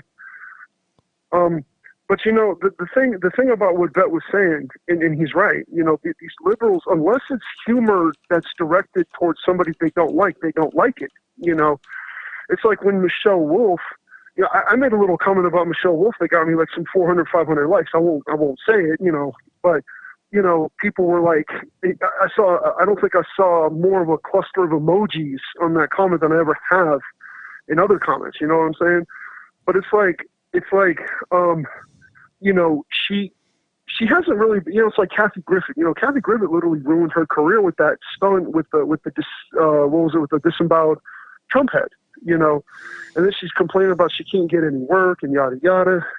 I mean, you can't do things and expect it to be one-sided. You just can't. Right. And it's. Carl, I just always hope that many, even people who hear my voice, because I'm sure your videos get shared, and I want the progressive, the left to understand that not everybody on the right is anti-LGBT, anti-this, anti-that, just people just don't want it shoved in their face, Right. People just don't want it, and it's like, I've hugged a guy, I've shake hands with a guy, hugged a guy, but don't ask me to kiss a guy, because that I draw the line there. I'm sorry, Right. I mean, it's not being homophobic or anything. It's just, that's just not my thing, Right. I mean, that's not just I you. mean, I've had, I've had guys come up to me and ask me, about what my preferences are, and I respectfully say, look, I'm not into that, and I say it respectfully, and they say, it's cool, I'm sorry, I didn't mean to, and I say, there's no harm in asking, because they're not doing any harm in asking, it's not gonna, I'm not, it's not uncomfortable that I get asked that. It's just they have to understand that no means no. You know what I mean? Right. And you have some of these people that just don't want to take no for an answer. Well, it's just the whole thing is it's like Buttigieg's campaign. He seems to be the only guy who cares about the fact that he's gay. I mean, I haven't talked to anybody that said, "Oh, he's gay, I'm not voting for him," or anybody that said, "Oh, he's gay, I'm voting for him." I haven't had anybody say that one way or the other. So, get over yourself. You don't have to like force feed it to us. We get it. All right. But see, the problem he has, he's a white guy, right? So he needs some kind of intersectionality. He needs, for all I know, he's probably not even gay. I mean, you know what I'm saying? He's like, I want to run for president. And he realized, oh shit, I'm a white man. What am I going to do? Oh, I know. I'll just say I'm gay. Yeah. And he found this other dude, and he goes, hey, you say you're gay too, and we'll be gay. And then I can run for president. Yeah. And he's like, okay. Because if you're a white man and he's a Democrat, you're screwed. You got to have something, So, but again, that's the problem. They want to this whole intersectionality thing, it's coming back to bite them right now in real time. Right, we're seeing it. The clash of the identity groups. Yeah. Well, and if it's one thing I would say, especially to the white liberals who, they think they know everything, and while a lot of them are smart, book smart, they don't understand history. And my message to them would be, okay, look, if you there's nothing wrong with being a Democrat, but think about the person that you're voting for. Think about what they're talking about, okay? And then ask yourself this question: why were all the blue dog Democrats, moderate conservative Democrats, purged from the party? Why were the blue dog Democrats purged from the party? Because in my opinion, a blue dog Democrat is better than a rhino Republican. I mean, I could be wrong on that, depending on what issues. It's close. It's a close call. Right. I'll give you that much. But it's close. Yeah. Well, I mean, when you have guys like Mitt Romney and Chuck Grassley, undercutting the president's position when he's right in the middle of negotiating with Mexico, saying, okay, if you don't do this, we're going to hit you with tariffs. And here comes Grassley and McConnell. I mean, look, McConnell does some good things for us, though. The judges, just that alone. And then putting that stupid Green New Deal up for a vote. I mean, okay. But, okay, I'll leave McConnell out of it for a second. But Grassley and Romney and those guys saying, oh, we don't do tariffs, and, right in the middle of negotiating. And he could have, let me tell you something, he could have got Mexico to sign off as that third safe country kind of thing, whatever they call it, where people have to seek asylum in their country instead of ours. Third safe agreement, third country safe agreement, something like that. He could have got that, but the Mexicans knew that the tariffs are going to be undone if he tried imposing them. So, a blue dog Democrat versus that, I don't know. I can't tell you. Half a dozen one, six of the other. Yeah. Well, I mean, because some of you, I could be wrong on this, and do correct me if I'm wrong, but I always thought like the more blue dog Democrats were more pro-gun than say, obviously they were more pro-gun than the progressive Democrats. But, again, the days of the blue dog Democrats are kind of done. I don't know what it would take for them to come back. I mean, Connor Lamb was probably, I don't trust him, but, he was probably, if he stuck true to everything he said, so you don't even hear about Connor Lamb anymore. No. He beat Rick, what was his name? Rick, the senator out, or the guy, or the senator out of Pennsylvania, or was it the congressman? The guy, it's been a while. He ran as a Democrat, but he was like a pro-Trump, or like he was an anti-Pelosi, not necessarily a pro-Trump, but he wasn't like anti-Trump, right? Yeah. The guy won that special election. What? The congressman. Yeah. Yeah, I can't remember his name. Well, and see that's. But see, if Connor Lamb was true to everything he says, which maybe he is, maybe he isn't, I don't know. But his district got remapped. So I think after this election, unless he wins again, he's not going to ever be serving again. I mean, when his term is up, if he doesn't, I don't know. I don't really follow the guy. I couldn't really say, but if he was true to what he says, and because he says he's pro-gun, pro-life, pro-choice, he can be all three of those things. Why not? Why can't he be all three of those things? Wait, right? Pro-choice and pro-life. How do you do that? That's what. Yeah, that was court. Well, I don't know, but I think it's possible. See, pro-choice. Here's the thing: pro-choice has been the term to me means many different things. I mean, the left has taken pro-choice and associated it to only, to like if you're pro-choice and automatically see the left has demonized the word pro-choice because pro-choice goes along with free will, and the way that the left has demonized the word is because they only associate it to those who are anti-abortion. So anytime you say pro-choice, the left automatically says, well, you're anti-abortion. No, I mean, pro-choice means I choose what I want to do with my life, I mean, maybe I'm explaining this wrong. I could be doing that, but any kind of word that describes freedom of choice, the left wants to demonize because again, they don't want people thinking for themselves, and right. They take these, Well,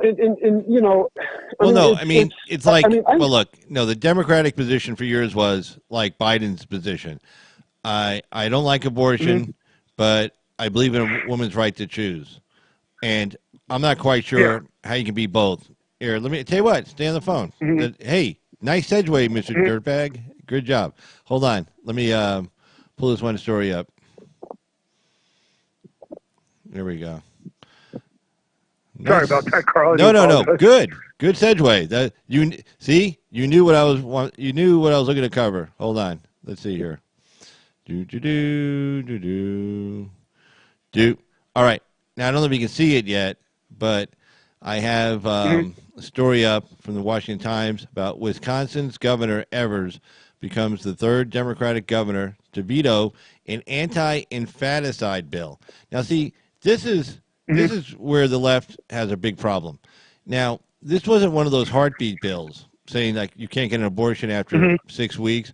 This was one of those bills that said if a baby survives an abortion, you must provide medical care to the baby laying on the table, which seems common sense. But he vetoed it. He vetoed the bill. Yeah. I mean, why would you veto that? I mean, if you want to veto like the other bills, like you don't like the heartbeat bill, you don't like the when the baby feels pain bill, okay.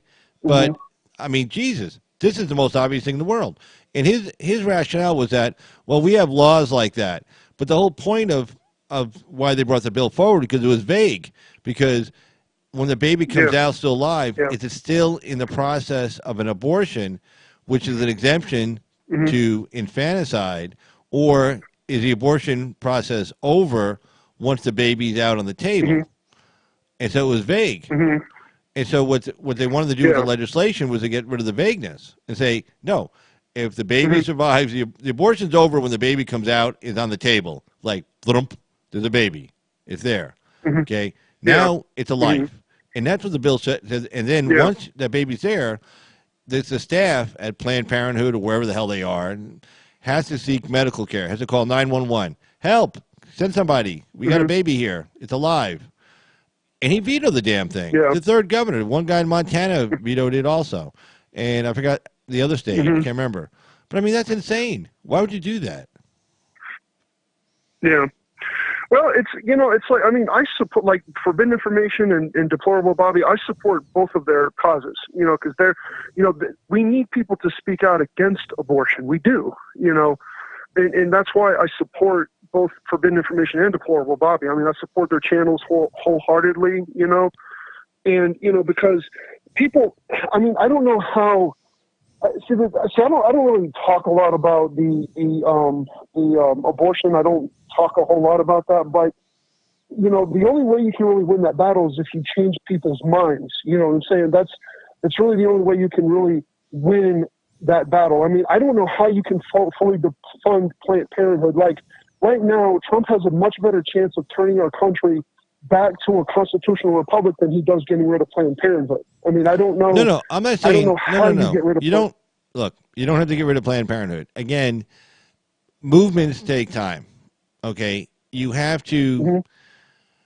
You have to change the conversation, right? Okay, Roe versus Wade was about back alley abortions and this kind of thing, and it was very limited. Roe versus Wade was very limited. It just said the first 3 months. You have a federally protected right in the first 3 months. That's it. Stop. Full stop. Well, then they got expanded. The conversation changed. And it went from just recently from we want abortions to be safe, legal, and rare to we want to be able to let a baby die on the table if it survives an abortion. Yeah. That's a pretty good leap. Okay? So the whole point is you need to, if you will, not push back, but spring back the conversation back to, hey, common sense, okay? The heartbeat law. Yeah. When the baby feels pain. Common sense, okay? Yeah. If you're not a big fan of the heartbeat, but like you at least say, okay, when does this baby feel pain? And we don't want to be slicing it because it's actually going, ow, ow, ow, right? It's hurting. You're slicing it up with a scalpel. So that's common sense. We shouldn't do that. We shouldn't torture people, even if it's inside somebody's body. Yeah. So it takes a while to get the conversation back, but you see a lot of it, too, in the black community. They're coming around, realizing that the whole point of Planned Parenthood with Margaret Sanger was to get rid of them. They're starting to realize that. Yeah. A lot of these places are inner cities, and the whole point of federal funding for abortion is not for white women in the suburbs. They can afford to pay for one, right? It's for black and Latino women in the inner cities, and they just want to kill them. They don't want them to, reproduce. And I think they're just starting to wake up to this. Like, hey, wait a second. Why did Margaret Sanger open all her places in the inner cities back in the 20s, in the 30s? Why were they all in like the inner cities in black neighborhoods, Puerto Rican neighborhoods, Mexican neighborhoods? What was that about? Why was she opening them up in the white neighborhoods? Why were they here? Yeah. Because she thought these people were irredeemable. They needed to go. She wrote that. She was hanging out with the Klan, going to Klan rallies, having meetings with the Klan. Yeah. She was corresponding with the Nazis in Germany. She was doing all that. So, because she was into eugenics, getting rid of the undesirable people. In her mind, that was black and Latinos. They're just waking. And the same people are kind of running it now. They're kind of waking up to that slowly but surely. But there it is. And this guy, I mean, look, I don't care where you stand on abortion. But once the baby comes out of the woman's body, because the whole thing is like, don't tell me what to do with my body. Well, okay, that argument ends when the baby's no longer inside your body. Then it's not, nobody's telling you about anything about your body. You're over there on a bed. Baby's over here on a table. Yeah. Sorry, you have nothing to do about that. You can't say kill it. That's called murder. And you can't say let it die. Yeah. That's called like manslaughter, negligent homicide. Like if I see you on the side of the road, right, and I'm there, and I look at you, and you're dying, and I go, you know, we get in a car accident, and I leave the scene, and I fail to render aid. That's a crime, and you die. That's 2 to 20 in the state of Nevada. 2 to 20. Yeah. Okay? You go to prison. And people will send you to prison for that. If you get a car accident and you split and that person dies, people will go to prison and they will get maxed out. They will get 8 years on the bottom, 20 on the top. I've seen it. Okay? Or is it I'm sorry, it might be 2 to 15. So it might be 6 years on the bottom, 15 on the top. But whatever it is bad. Yeah. So same thing. Yeah. Baby's out of your body. I'm not telling you anything about your body. You're over there, about 4 feet away.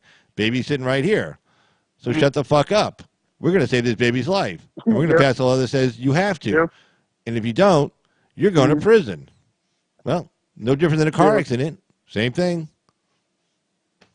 Yeah. I think and I really hope, like, because if you ever, I mean, I'm sure you like when Michelle, I mean, with Forbidden Information, when she goes live, right? You know, Michelle's really, I mean, she's really speaks from the heart when it comes to, you know, speaking out against abortions and all, you know, and I think if she could actually be a big voice in the anti-abortion, you know what I'm saying? Her and Bobby both can be, you know, big voices, you know what I'm saying? And, you know, that's one of the reasons why I support their channels is because, you know, they you know, like I said, I don't touch much on the subject, but I, you know, like I said, I still stand behind their channels and I still stand behind them, you know, because, you know, they're trying to help bring awareness to, you know, what's going on. You know, they're trying to help bring awareness to, you know, look, you know, I mean, all life is precious, you know, but the voiceless have to have a voice, you know, and and that's something that I admire. That's the main thing. That's the main thing for me.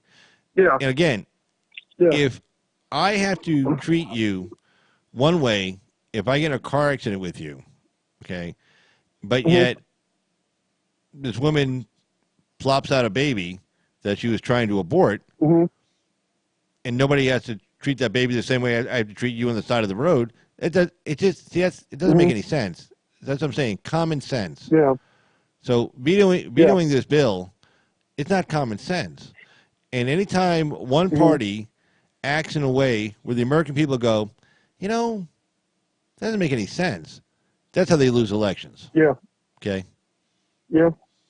That's how they lose what elections. They need to do, what I wish they would do, like I don't know much about this part of, you know, but I do know that what I wish they would do is try and make it easier to adopt children here in America rather than people having to go overseas, because there's so many kids here that want a good home.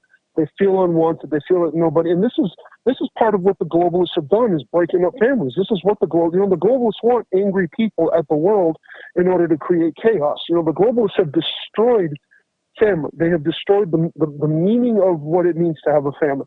Now, a family doesn't necessarily have to be blood related. I mean, you know, I understand that that's what their main target was to destroy the family. You know, the mother, the father. I don't know how to explain this, but like, you know, the traditional family. The globalists have destroyed the traditional family. You know, right? And you know, family doesn't necessarily have to be. You know, mother, father. You know what I'm saying? Or brother, sister. You know what I'm saying? I mean, you know, I have a friend that was raised by two guys, and he grew up college educated. He's a conservative. He is a conservative because both of his fathers were conservative. You know what I'm saying? Oh wow! And you know, yeah. I mean, it's no.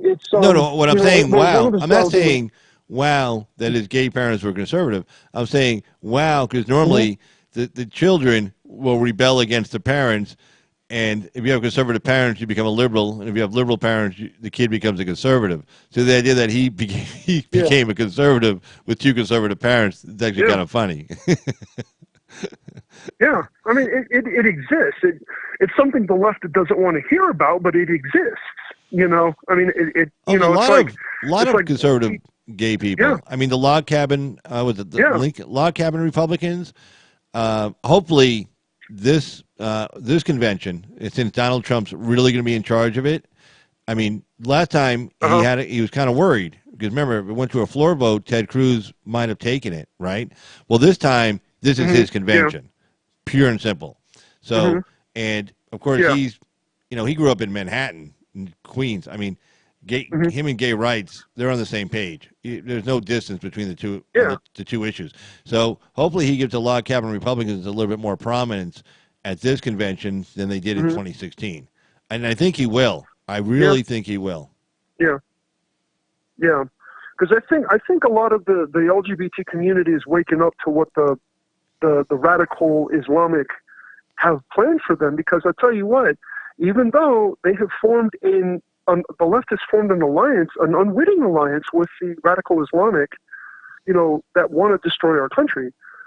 I think the side that's waking up faster is the LGBT community, because the LGBT community understands that these radical Islamics, these radical Islamics don't like them. They hate them, you know, and you know, when you have videos of, you know, people who, you know, if this so-and-so loves so-and-so of the same sex, you know, and they're getting beheaded or thrown off a building, and those videos are out there. I mean, those videos are out there. Right. You know, that's real. You know, and they see this.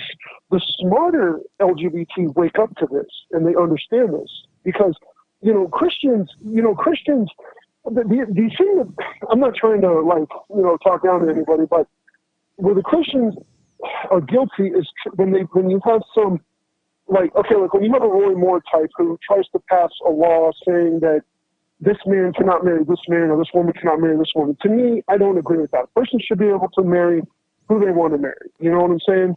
But that's the extent of what, you know, the how do I say this? That's the extent of what some of the far right have done. I mean, you know, you don't really see them, like, I've never heard of incidences where someone on the right has gone out to, you know, victimize somebody. I mean, I'm sure it's happened, but I don't know of any incidences where it has happened, you know, where they go out and victimize somebody in the LGBT community. But, you know, if the conservatives right now, and again, it all kind of goes back to what I was saying, how you have a lot of these moderate classical liberals, like the Tim Pool classical liberals, have found more of the fun on the conservative side, because one side has abandoned them. It's not that they've abandoned their beliefs. It's just they have to kind of go to a side that's... Right, he can't talk to them anymore. No, he has to talk to us. I mean, I mean, it's, you know, Tim Pool, how long is it going to be before he becomes a conservative? You know, well, no, because I'm okay with I'm okay with him where he is. He's fine.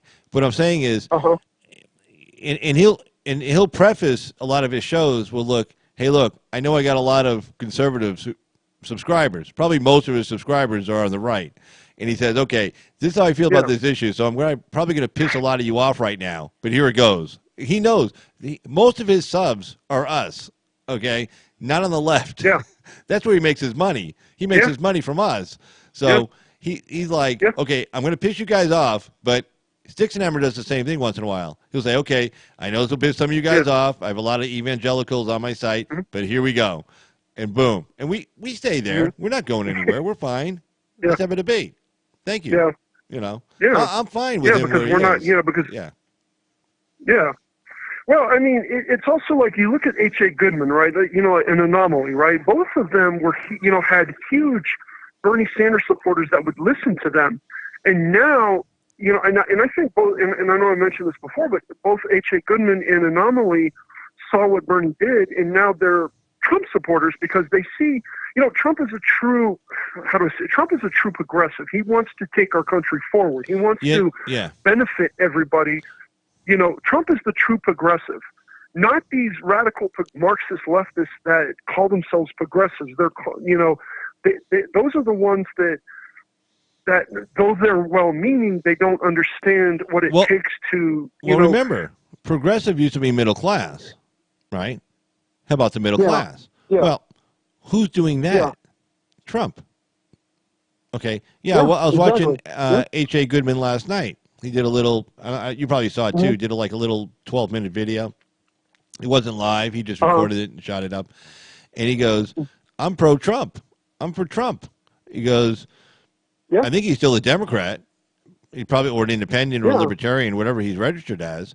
But he goes, I'm pro-Trump. Yeah. And he's all happy with the investigation right now. And he calls Hillary, what does he call it, Moo? The what, Moo? What does H.A. Goodman call Hillary Clinton? Madam Cyber. No, he calls something Moo. The great Moo. Oh, can't remember. Cracks me up, though, every time he says it. I don't recall. Yeah, but anyway, he was talking last night. He's all excited about this, William Barr and John Durham up in Connecticut doing this investigation. He's really excited because part of this goes right back to Clinton, and Clinton totally screwed Sanders. Yeah. I mean, it could very well be President Sanders right now if Clinton didn't screw him in the primaries. I mean, it could have happened. It could have happened. Yeah. Yeah, and I think like, I don't know, and I could be wrong, Carl, but, the reason why I don't, Bernie Sanders now, again, and I say this all the time, I think Bernie Sanders, the 1% did not want Bernie Sanders in there either. That's why they locked him out of the primary, because his talking points and Trump's talking points were the same. I just don't think Bernie knew quite how to fight the 1% the way Trump is fighting the 1%. Bernie Sanders... Well, their talking points might have been the same, but they definitely had two different ways to get there. Sanders' way was to, pretty much take over the means of production and supply and tax everybody and provide money to everybody in the form of a check, cash, or benefits or free this, free that. And he thought that would in his mind, he thinks that will uplift everybody. But unfortunately, it goes against the history of the human race and human nature. That's the problem with socialism. It seeks to change human nature. And if these people would just change and become what we want them to be, the world would be a better place. Well, good luck with that. I mean, we've been running around here in civilizations for what, 15,000 years? And he's going to change us on a dime? No, of course not. Human beings... I always say, I trust people to be who they are. They say, do you trust that guy? I trust him to be who he is, okay? And socialists want to change who we are, but no matter how many re-education camps you send people to, I mean, when the Soviet Union collapsed, that was proven. Suddenly, all these people that were like in the shadows, really keeping their thoughts to themselves, suddenly started expressing themselves, and we found out just how much they hated communism, people in East Germany, Czechoslovakia, Hungary, Romania, Bulgaria, Poland, the former Soviet Union. 80, was it, how many years? 70 years, and they still couldn't change people to what they wanted them to be. 3 generations, and it still didn't change people. People are people. In socialism, you have to change the way people act, risk versus reward, do something to get rewarded, that kind of thing. You can't do that. You can't change human nature. And that's where Sanders was wrong. And that's where he'll always be wrong unless you lobotomize everybody. You can't show people enough movies and beat them over the head enough and lock them in the gulag enough to change, human nature on the inside. You can't do it. That's why socialism fails. And and the other thing too is that, like, let's say for even for a remote chance for some kind of a healthcare for all to work, right? I mean, just the smallest, tiniest chance, right? You still have to get rid of all the illegals that are in this country that are taxing, that are eating up our tax money and just health costs and housing and free stuff they're getting. I mean, you would have to get rid of that before you could even. Again, I'm saying just the tiniest, smallest chance, right? You would have to get rid of the people who would burden the system, to try and make it work for those, to benefit the system who pay into it. And even then, you have to figure out how you're going to pay for everything, which you cannot pay for everything. And there goes the failure right there, just in one idea like the healthcare for all. I mean, if you're going to execute plans like that, you can't have illegals running around the country that are going to triple what it would cost. What was it, 20 trillion? And that's just one task alone. You know what I mean? And what's funny is I use that talking point to try to talk to progressives, and it's like like I said, the center left understand it a little bit. They get it a little bit. Now whether or not it gets them to vote for people who will benefit them, that's another story entirely. Because it seems like the center left still feel this bond and connection to vote Democrat because they've been conditioned to vote that way. Because, again, they've been conditioned that if they don't vote that way, then they're standing against the principles. That's something they got to snap out of, Right. See, that's kind of where the independent vote, the independent voters have an advantage over both the conservative and the liberal voters because the independent voters are more aware of what they want, and the independent voters tend to vote more, free markets, politicians who are going to keep their way of living, their way of living fairly decent, as it is, not tax them so much. Again, those are politicians who, at least will run on platforms like that and keep those kind of promises, however little a chance they would or wouldn't, But it's what the progressives need to understand is that it's always going to be the lesser of two evils. It's not going to be a fantasy perfect world of rainbows and unicorns because it's not like that. That's not how it works. Right. I have a friend my friend always says, well, I don't want to have to wake up to a world where I'm going to wind up dying the next day because some madman's in the White House. Well, then why the hell do you get up out of your bed every day? Why don't you go live on a deserted island, Well, our brother's up. And he's like, Our brother's up the other night. Huh? Our brother's up the other night. Mm-hmm. And it was funny because, the people on the left always say, Trump's going to destroy the Constitution, he's going to destroy our democracy, destroy the republic. He's like not going to leave if he loses in 2020 or not going to leave in 2024. And, he's totally against the rule of law. Well, no, just look at the last 2.5 years. Every time he does something and the U.S. District Court says, hey, no, you can't do that, stop, what's he do? Yeah. He stops. And then he does his appeal. The travel ban was perfect. Great example of that. Okay, he has his travel ban. And then the U.S. District Court judge says, hey, no, you can't do that. So what does he do? He stops. Then he files an appeal. Then he rewords it. He says, okay, you know what? That was kind of screwed up the way it was written. It was, too. I read it. It wasn't good. So they rewrote it. And they took it a second time. And then another U.S. District Court judge said, stop. So they took it up on appeal. The appeals court said, no. And then went to the Supreme Court. Supreme Court said, yeah, no problem. Go ahead. And then he started doing it. Yeah. So the same thing with the wall. Everything. If they tell him no, he stops. Now, so that's not a dictator. If that's a dictator, it's a really bad one. So, I mean, he listens. Very true. He listens to the three co-equal branches of the government. If he can't get it through Congress, he tries to do it by executive order or whatever, emergency declaration. If a court says stop, he stops. He files an appeal, uses the courts. I mean, he's using Article 3. He's following the Constitution. And like the subpoena thing. Oh, no one's above the law, disobeying a subpoena. Well, just disobeying a subpoena doesn't mean you're not following the law. There's another step. The step is, a civil case, if I send a subpoena out to somebody, and for documents, like I send a subpoena out to this party, and I say, hey, give me these documents, and the party says no. Well, they say, no, I'm not going to do it because of this, this, and this. Well, they're not above the law. They didn't break the law. The next step is, well, then I go to the judge and say, hey, I need this. And then he shows up and says, well, no, he doesn't. He's just doing that to harass me. Literally the same argument, but in a civil case. Then the judge makes the call and says, no, he has a good reason for getting those documents. Give him the documents.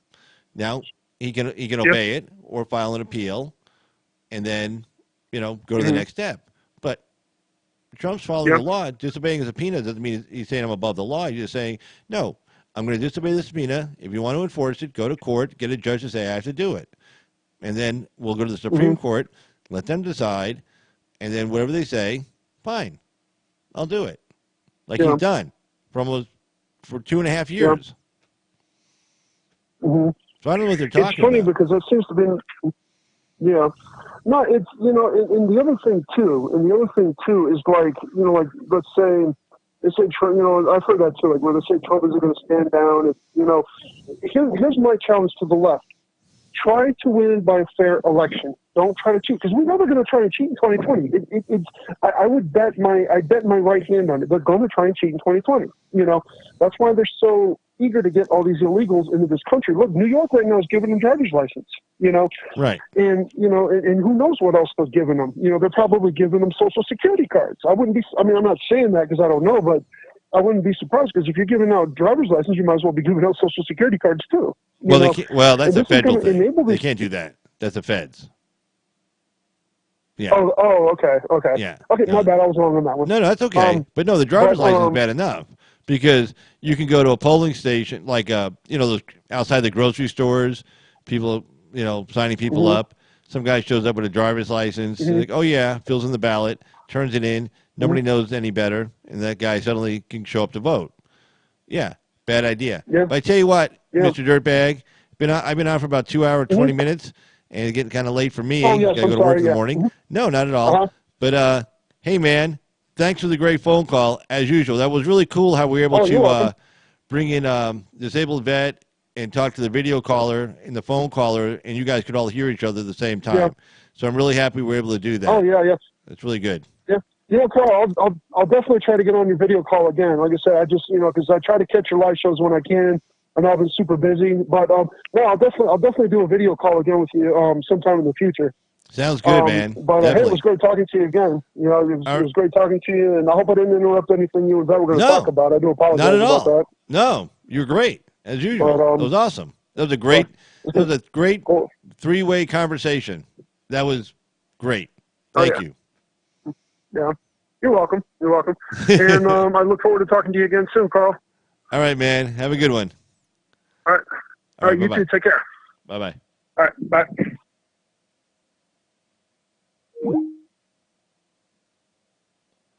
All right. That was the great Dirtbag. A great phone call as usual. Yeah. Last time we had set it up so we could have the video caller and the phone caller talk to each other. And I was very happy we were able to get that to work and do that this time.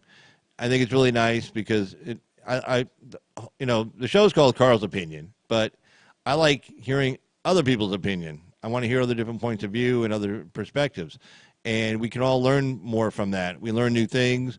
Plus, it's always good to have your ideas challenged, because like I was saying the other day, it's good to have your ideas challenged, and then you go back and look and research, and then who knows? It may turn out that, God forbid, what you thought was right, you were wrong. It's like, ooh, cognitive dissonance. But, we don't want to become like the left, and we get kind of dogged in our ideas and stuff, and we just think like, oh, I'm right all the time and stuff like that.